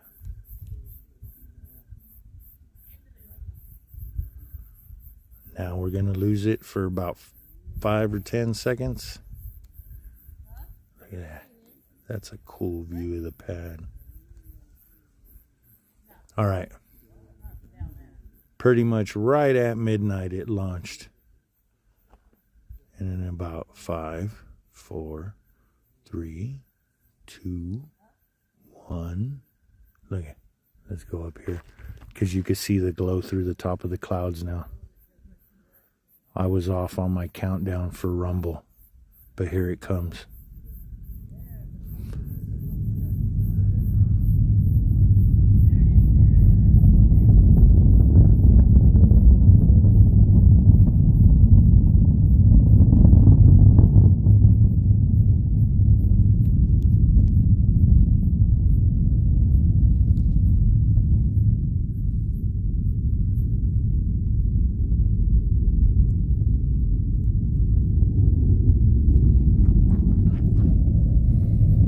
Lady asked me earlier if they should be wearing earmuffs or put their earmuffs on the kids, and I said no, not if you're up here. You don't need earmuffs. Well, if you're watching, I hope you hit the like button. I would appreciate it, and I'd like it even more if you'd hit subscribe.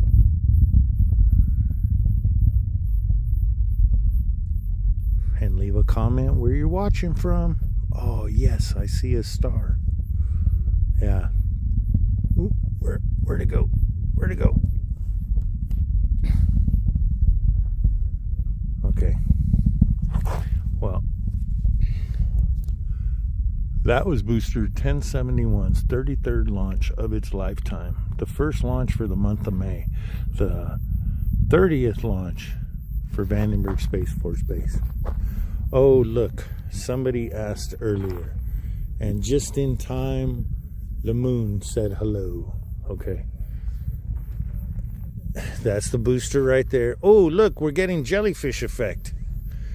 Yes, we have jellyfish effect, folks.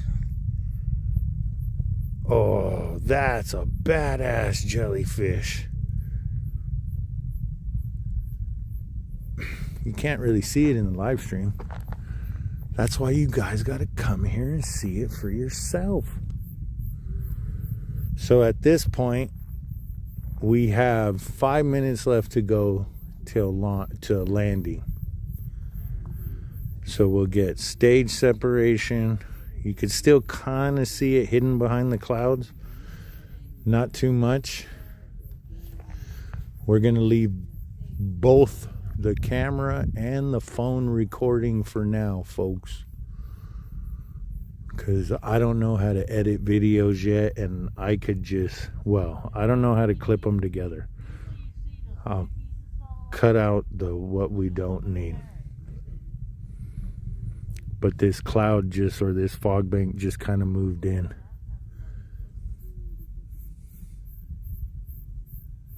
So I don't know if we'll be able to see re-entry burn. But we should be able to see landing burn. But we got a couple minutes to spare.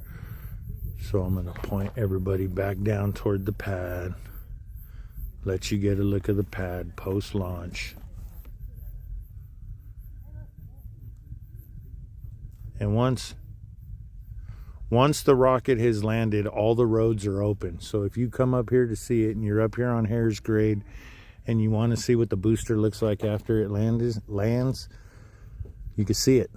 You can drive out there to Surf Beach and go look at the booster on the pad. And since I feel like I have a wild hair up my ass tonight, we're probably going to keep live streaming and drive out there post-launch and see if we could see it. Okay.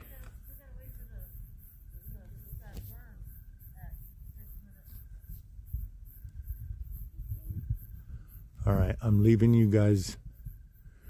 There's really, if I point you up, you're just going to be looking at blackness. So we're going to leave you guys kind of pointed down for a minute. We got about a minute and a half until re-entry burn. And if I see re-entry burn kick off, I will shoot you guys back up into the sky so you can see re-entry burn. It's going to be kind of difficult because of the fog. I kind of think re-entry burn's going to happen a little bit further. Well, you can't really see where I'm pointing anymore, but a little bit further downstream, down screen from what you guys are looking at right now. But there is a chance. We do have a a little patch of blue skies right above us. Ow. See? The full moon is what kicked off the jellyfish effect tonight. But that's what we're looking at. Oh, there it goes. There it goes. Re-entry. Re-entry. Re-entry. Oh. Oh. Wait. Oh. All right. Re-entry's off. Re-entry shut off. So we got 2 minutes. 2 minutes until landing burn, which is going to happen right around that area, which I know you guys can't see.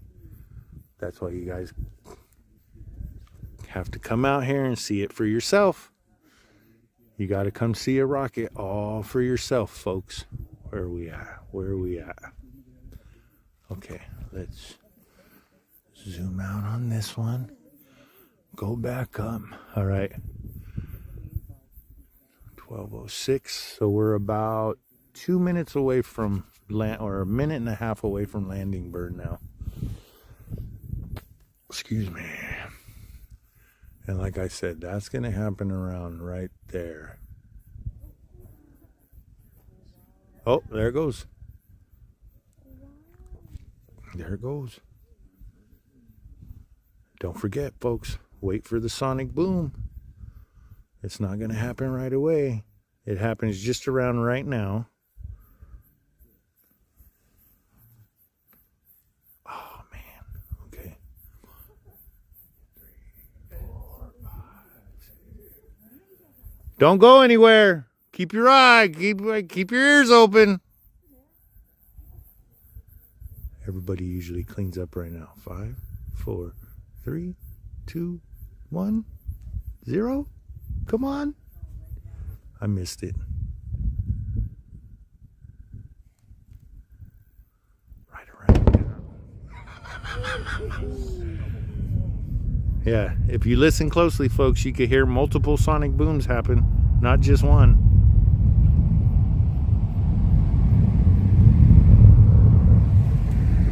So, if these cars weren't going behind us right now, the roar that you're hearing now is the roar of the engines when it's coming, the engines when it's coming back to land. Don't think that that's just the roar of the rocket coming back. No, that's the roar of the engines reigniting and coming back down to the pad. Yeah. Thank you, Eddie, for posting that. Thanks, everybody, for watching tonight. I really appreciate it. I don't think we're done yet, though, folks. If you guys want to stick around for another half hour to 45 minutes, I think we're making our way out to Surf Beach just so people can see the rocket on the pad before we shut off tonight's live stream. Thank you, Brad. No, thanks for coming. I appreciate it. Thank you. I'm glad so you got out of much. the car. I did. I don't know what. I was nauseous. I'm like, okay, what's going on here? I'm sorry to hear that. Yeah, but it was good. It was good. Thank you so much for live stream. I Oh. followed your live stream. I made No it. problem. Thank you. I'm the coming. Vishal and the like. Oh, okay. That makes. I'm still live streaming too. I know. Hey guys, drive safe tomorrow on the way home. Thank Enjoy you the so hotel. Much. Thank you. Have a Yeah, good evening. you too. Well, thank you for watching. I appreciate it. That was so good. Your commentary adds so much more experience. Thank you. I try. I have too much fun doing this, obviously. It's a lot of fun. Yeah, What was that? it's a lot of fun. It's our first time. For me, it is. Yeah, living. I know it irritates a lot of people in Lompoc, but I don't care. That's so damn cool. Like, So cool. Yeah. You live anybody- here. oh yeah. Yeah. You guys from here And now too? we drove from Bay Area. See, all right, folks. Those of you watching at home, that's the second Bay Area family. You have to come. You have to Yeah. come. See, they're right there. You guys got to The come Sonic watch. Boom was so worth it. So worth it. worth Oh it. man. Yeah. I was like, oh, That's the best so part of good. it. Thank you so much. Yeah, no problem. Cheers. Have a good day. We might follow you for the surf beach. I'm gonna be a few minutes. Just take this road all the way to Ocean. Yeah. Make a right and just go all the way out till you hit the train station.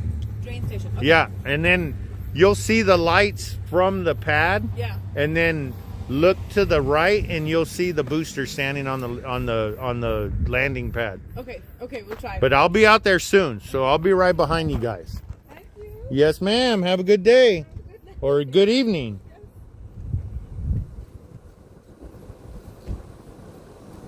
Yes. 28,000 miles an hour. Are you sure, Dennis? Usually they're just going 17,000, but I could be wrong. You might be reading the kilometers per hour. I hope all you guys hit the like button while we were coming back for a landing. All right, let's leave Starlink plugged in. Oh, all right. Here. Let's change your guys' view. Most of the cars have already left, but we'll change your guys' view to that way. Give me a few minutes. I got to break everything down, and then we'll take a drive out to surf.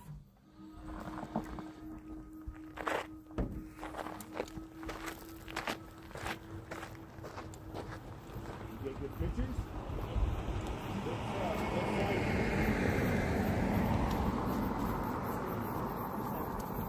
Oh, okay. Long exposure then, I'm assuming? Oh, okay. Good. Looks like me.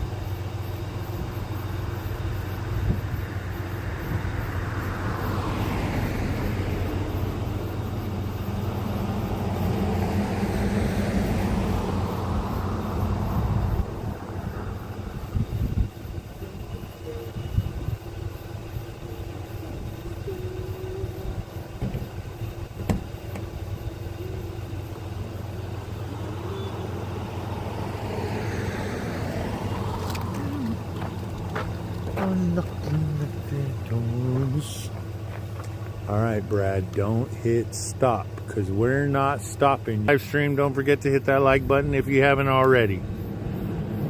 Hit the subscribe and notification. Turn your notifications on if you haven't already. I don't know if you guys can see it. There's only a handful of cars here left. That is kind of the interesting part. People drive all the way up here for 8 minutes. For a minute, I gotta finish putting stuff away.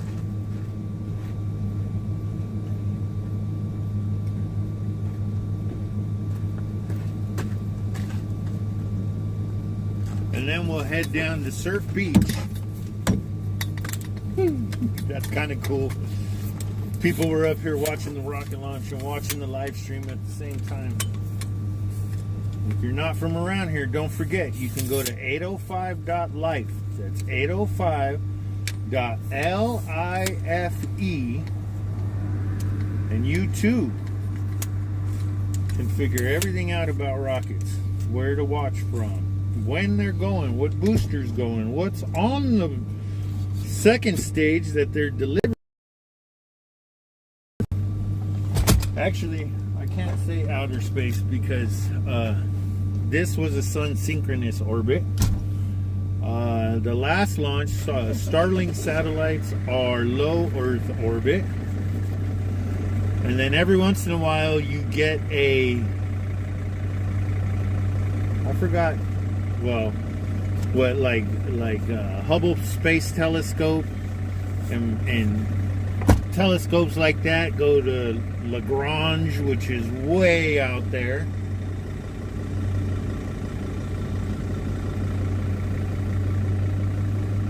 Oh yeah, that's the other thing. If you come up here, don't leave your trash around, please. I'd appreciate that. Pick up your trash and somebody else's.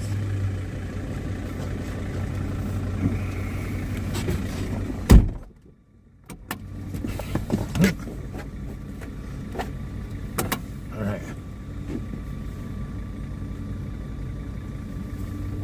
Well, I already know one couple is following me, or not following me. I told them how to get there. So they might... Oh, I just shut the Starlink box. Thanks, JC.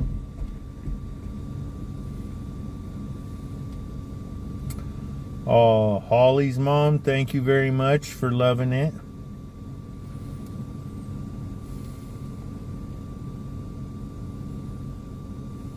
The sonic booms are always awesome. If you ever come up here, a lot of people forget about that, especially when it's a return to sender. People forget about the sonic booms.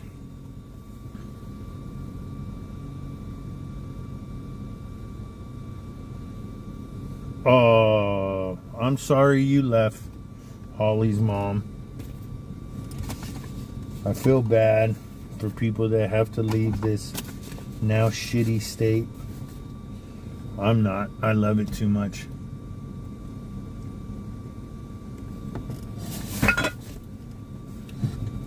All right.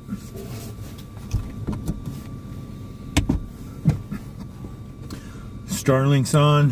Hang on, let me turn. Okay, we're on. Well, yeah. Eddie, I'll be by tomorrow. We got to figure out the PayPal and all that. Because I'm going to be pretty close to hitting my data usage on my Starlink. And it would be nice to get some donations so we could keep this up, folks.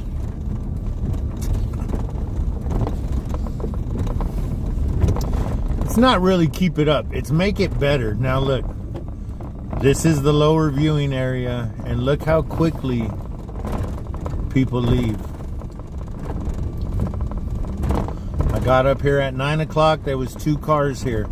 I came back at 10:30 and it was full. We left 17 minutes after launch and it's half empty again. And that is normal. When it's a return to, a drone ship landing, it's even worse. And I mean, like, how fast people leave. Because as soon as it goes, you get 2 minutes of being able to see it, and then it's essentially gone. What people don't realize is being up there on Harris Grade, you could see re-entry burn. You can actually see re-entry burn from a lot of different spots around here. I got a spot out in the fields off of Central that I could see it. Surf Beach, you could see re-entry burn. Halama Beach, you could see re-entry burn. Depending on where you're at in Santa Barbara, lower Ventura County and all that. It all depends on where you're at. If you could see re-entry burn. But from up atop Harris Grade, you could see it. So if you're ever here for an evening launch and it's a drone ship landing, the best way to do it is just follow the rocket, whatever direction it's going, and 6 minutes after liftoff, there'll be liftoff. The rocket will go up. 2 minutes into the flight, you get stage separation and all that. When that happens, just follow the second stage. 4 minutes after stage separation, once you see where the second stage is going, just look down. Look lower in the horizon, and you will see the booster do its re-entry burn. Sometimes you can watch it until it shuts off. Sometimes it gets drowned out in the fog. Like I said, we are going into fog monster season, so it's gonna get difficult seeing launches around here. It's the whole reason why I bought Starlink, because I know here pretty soon I'm gonna have to go out to Halama to start watching them, and even that's gonna get fogged over eventually. But yeah, plenty of spots to go in the 805 to watch a rocket launch. Yes, anywhere around Lompoc is the closest and the best spots to watch as far as I'm concerned. But even if you want to sit in the comfort of your home, either laying in your bed or sitting on the couch snuggled up under a blanket, you can always watch the rocket launches right here on Vandenberg Rocket Launches or on 805.life. 805.life's fun because you can always, you know, if you're from out of town, even if you're local and you want to know, where should we go eat while we wait for the launch? Oh, we'll go to Toro Bronco. Yeah, my favorite place. Like my wife said last night, it's like going to Cheers. Everybody knows us there. Mainly because it's Lompoc. Everybody knows each other in Lompoc. And if you don't, somebody you know knows them. There's no 6 degrees of separation here. It's 2. Ooh, there went a deer. Right alongside the road.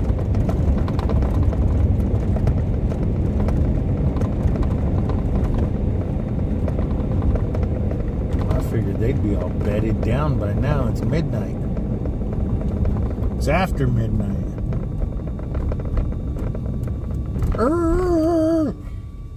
Clear to the left, clear to the right. Go, go, go, go, go. And if you're still around, thank you for sticking around, because we're taking a drive out to Surf Beach. So I could show you guys Booster 1071 sitting on the landing pad. Post-launch, post-rideshare mission. I wonder why, like, you know, in the past we've had different rideshare missions. So I'm kind of wondering why wasn't with the 2 South Korean satellites and then the 40 other little satellites, why wasn't this considered a quote-unquote rideshare? Why is this one CAS500-1 and 2? Why didn't they just call it rideshare mission?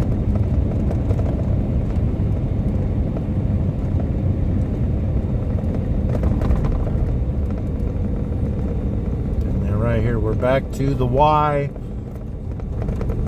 This is the intersection of Harris Grade, Highway 1, and Purisima Road. And maybe that's why they call it the Y. But yeah, behind that yellow sign in front of us, the hillsides over there, the flat, not the hillsides, but the flat spots, that's over that direction. That's where they're supposed to build Space Camp. They're looking for money right now, so that's where we're at with that. They need more money so they could get some stuff done. The environmental impact report, I think they already have that, if I'm not mistaken. There's something else, some government requirement that they gotta meet.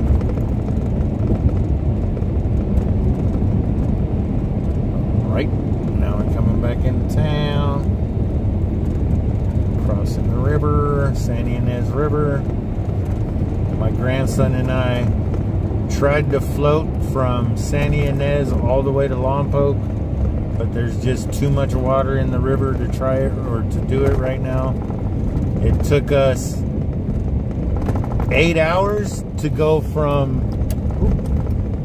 San Ynez to, if you know anything about the area, we bailed. We were saved at the rock plant, the concrete plant in Solvang. It took us 5 hours to go from Refugio Road to Alisal Road, which driving intersection to intersections like 4 miles, I think. Less than that. I think it's only like 2 miles. And it took us almost a little over 4 hours, or over 4 hours, to go that distance in the water. It wasn't fun. It was fun, but it wasn't fun at the same time. It was kind of funny because we jumped in the water, loaded up on the canoe. That was the worst thing we could have done, was take my canoe, or our canoe. We loaded up on the canoe, started floating down the river, got to a little chute where the water started going pretty fast, made it through the chute, hit a tree, and got dunked in the water literally the first 2 minutes we started. And then after that, it just became crazy. There's so much water in the river right now. There's debris everywhere. The spot that we were at, the reeds were 15 feet high, so you couldn't see around them, couldn't see through them. We just had to fight through it. And luckily, the ongoing joke in my family is a cape. So my son donned his cape and came and rescued us. The unfortunate part is it was my daughter's birthday and they went to the hitching post in Casmelia. If you come here to eat, they're going to kill me for saying this, but I don't care. Don't go to the hitching post in Solvang. I have a theory about, or Buellton. I have a theory about that. People go out wine tasting all day long. They find their favorite bottle. They go to the hitching post to get dinner, and they walk in with their bottle, and then they say, "Cork this for me, please," which hitching post is more than willing to do. But then you have a bunch of drunks sitting around a table talking over each other because they're drunk. If you go to hitching post Casmelia, it's loud, but it's loud because tables are talking to each other. I'm not going to say we go there a lot, but we do go there at least twice a year. It's the one real splurge my wife and I have. My grandkids love it. They're the only little kids that I know that can't wait to go to hitching post for their birthday. My daughter lets them pick where they want to go eat, and damn near all 4 of them say hitching post now. And one of my younger granddaughters, as soon as we get there, the first thing she orders is a quail for her appetizer. Of course, not everybody can munch on it because quail are tiny. But you get a quail. There's usually more than 6 of us that go at a time. So we get 2, if not 3 artichokes. And then we go to town on a 5-course meal with some bomb-ass barbecue. That's the hitching post, Casmelia. Sorry I'm falling behind on the chat, but I'm driving, not looking at the screen. I'm looking at the road. Thanks everybody for tuning in or sticking around, whatever you're doing. But we are making our way out towards Surf Beach now. We are back on Central. If you've been here for the whole 2 hours and 43 minutes, geez Louise. We're back out on Central, heading west towards Surf Beach.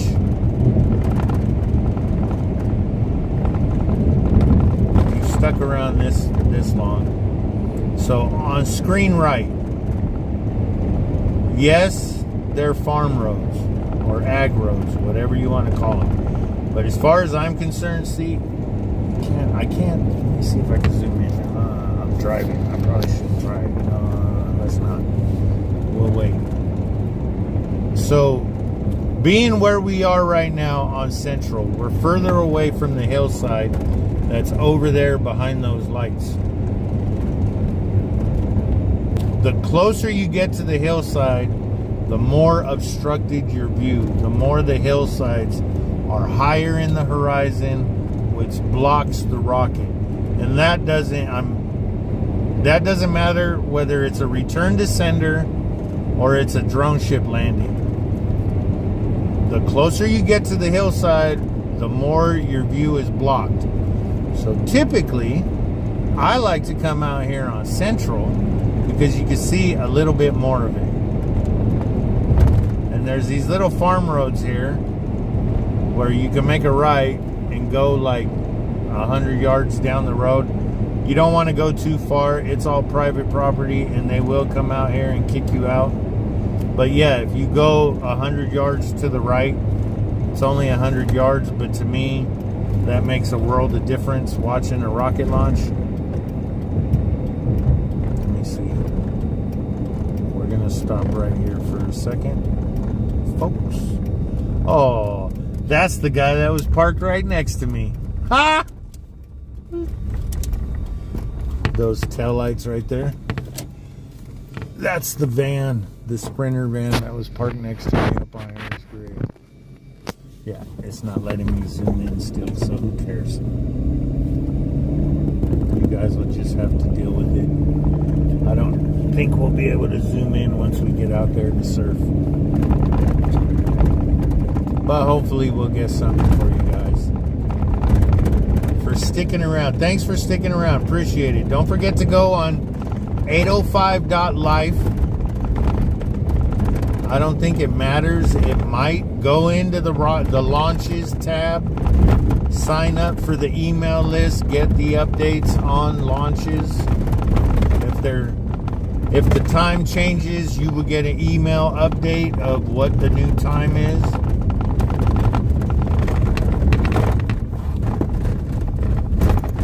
And then you can find out which boosters are going up,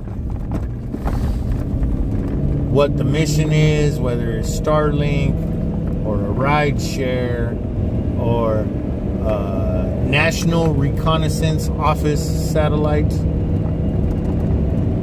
These lights right here. This is the NASA building.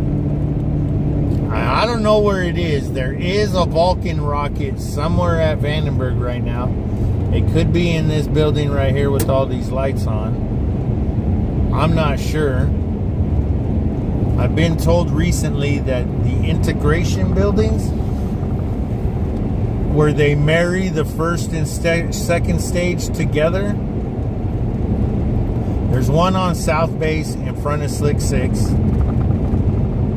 That's where like the space shuttle was put together it was going to be put together, but it ended up not happening. And there's one on North Base, and from what I'm told, both of them are being used by SpaceX right now. My math, I've worked at the integration building by Slick 6. There's 3 RF chambers, radio frequency chambers, so no cell phones, nothing works in there. I'm assuming it's the same thing for the building on North Base, which means there's only 6 available areas for them to work on and stack rockets. So if there's 9 SpaceX rockets, 3 could be stored at SpaceX. 2 of them on the working dollies, and 1 of them on the crane. I think that's how it worked. I haven't been out there for a few years. But as far as I know, SpaceX has enough slots for 9, essentially. 6 at the integration buildings, and 3 in the building. Oh! Hang on, folks. Sorry. I think it's just 2 in the building. 2 in the actual SpaceX building. But then, of course, if there's... Well, this rocket's on the pad. But theoretically speaking, if this rocket went to the drone ship.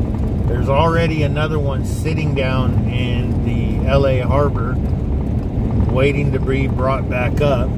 So there's always one or two down south waiting to come home. I think they bring 2 at a time is the most they can fit on the barge coming back up here. Two boosters and 4 fairing halves could come up on the barge.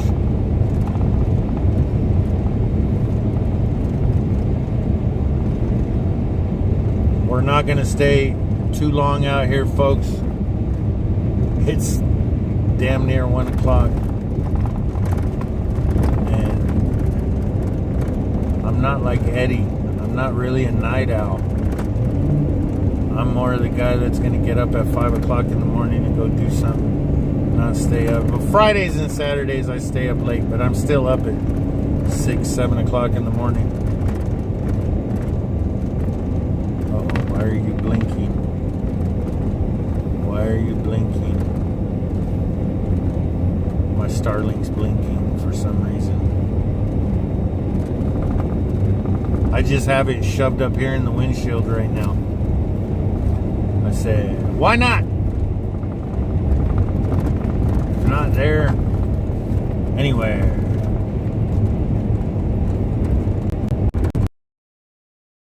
I gotta figure out why if I could just shut the heater off on it.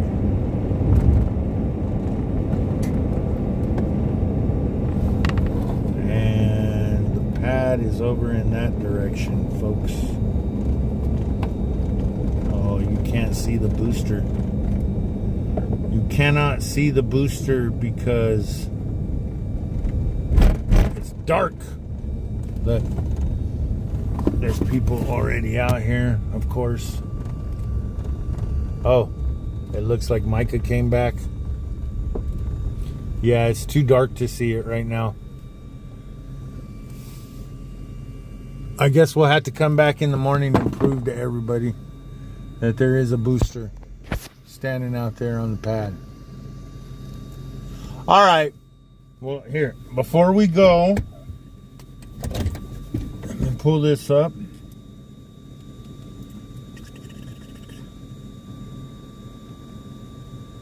Where are we at? Where are we at? Hang on, folks. I'm scrolling back up. Get back in these comments. See if there's anything else I should answer.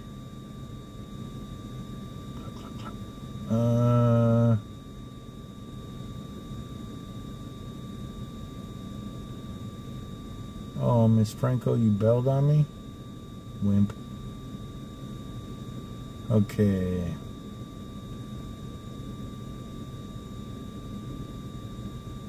Let's go see launch in person. Yeah, in front of us. Sorry I can't zoom in, but the white light is the pad. You guys are looking in at the pad while I'm scrolling through the comments real quick.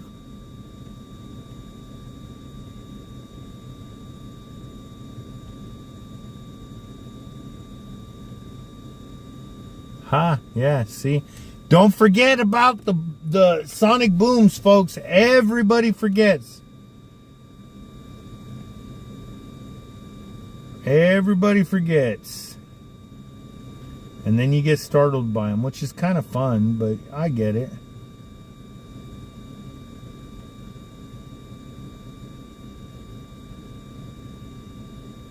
Suzette, thank you for joining us tonight. I really appreciate it.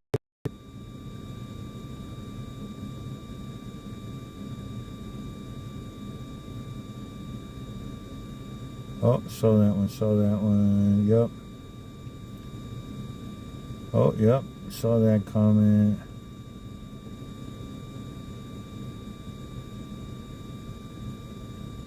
Okay. Oh.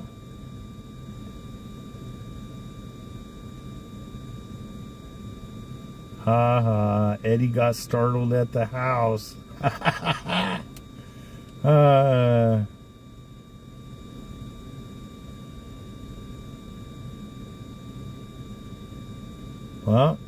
bring the cats. They can catch all the stupid ass squirrels out here. Yeah, I love it. I love everybody commenting. I love everybody enjoying the launches. I really appreciate everybody watching. If you're still sticking around and you haven't done it yet, hit that like button, please. Yes. I don't know. It is 24. Yeah, I'm pretty much out here for every damn launch. I'm not always in the same spot. My goal is to see the launch. So I go look up Watch Duty app. I don't have any weather apps. I just Watch Duty has remote cameras set up all over California. So I go on there to look up the weather conditions, and then I determine where I'm going to go from there. So tonight was Harris Grade. Tuesday, there's a good chance it's going to be in the parking lot at Toro Bronco. And then after that, I don't know. It all depends on weather. I drove by the frogs though, JC. I gave you that. I knew on driving I knew you were going to ask about the frogs. So I figured, let me back up so JC could hear the frogs. Oh, damn it. I didn't stop on the way out here this time.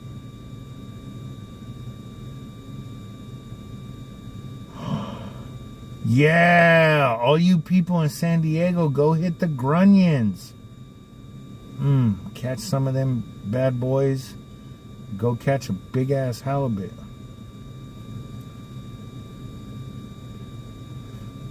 Holly's mom, that's not a bad question either. I wonder if the grunion run's going on up here right now. All right. See, Holly's mom's got the same idea. Don't go to Hitching Post in Buellton. It's a bunch of winos that have been out wine tasting all day. You want to experience true hitching post? Go to Casmalia. Go to Casmalia, and I swear you will have fun. If you have kids, take them out back in the patio. There's a big-ass koi pond, a literal tree house. Well, it's not really a tree house, but it's a stump of a tree. Yeah, it's kind of cool. That one's really cool. It's in the middle of nowhere. If you go there during the winter time, it's pitch black while you're out there. It's a small-ass town in the middle of nowhere. Watch for animals. Last time my wife and I went, I was asking the staff, because there was a giant boar sitting on the side of the road, dead. So I was asking the staff how many animals have they hit, and one of the bartenders had hit a deer, 2 deer, and something else. She told her to card twice. Another's our waitress, she hit a deer and a pig. The busboy had hit several skunks. So yeah, there's all kinds of crap out there.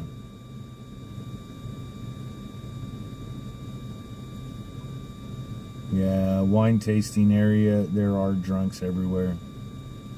And yes, then they drive. And yeah, my aunt and cousin were killed by a drunk driver. So I really don't take highly to drunk drivers. It was a little city tour this time, nothing big.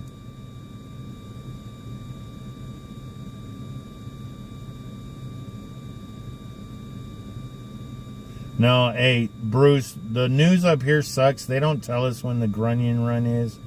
You got to have a surf report in order to know. A lot of the launch cadence, if you look, it's a lot of Starlink satellites. Elon's just trying to get as much as those up there, so 1, it lowers the cost, and 2, people can communicate. Tonight's launch wasn't a Starlink launch. It was a rideshare launch. So, you know, there's those.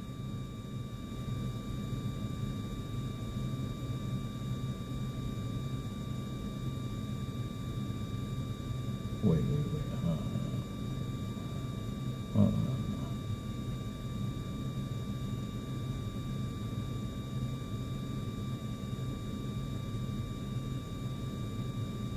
JC, I'm not sure. Maybe it was getting too cold in there for it. I don't know. Maybe I do need to drill vent holes in it or something. Well, no, JC, so it kicks on when it's cold. The Starlink satellites, they're made to work wherever. So if you're in a sub-zero freezing environment or it's snowing, it'll turn the heater on so no ice or snow build up on the Starlink. It all just heats up and melts off.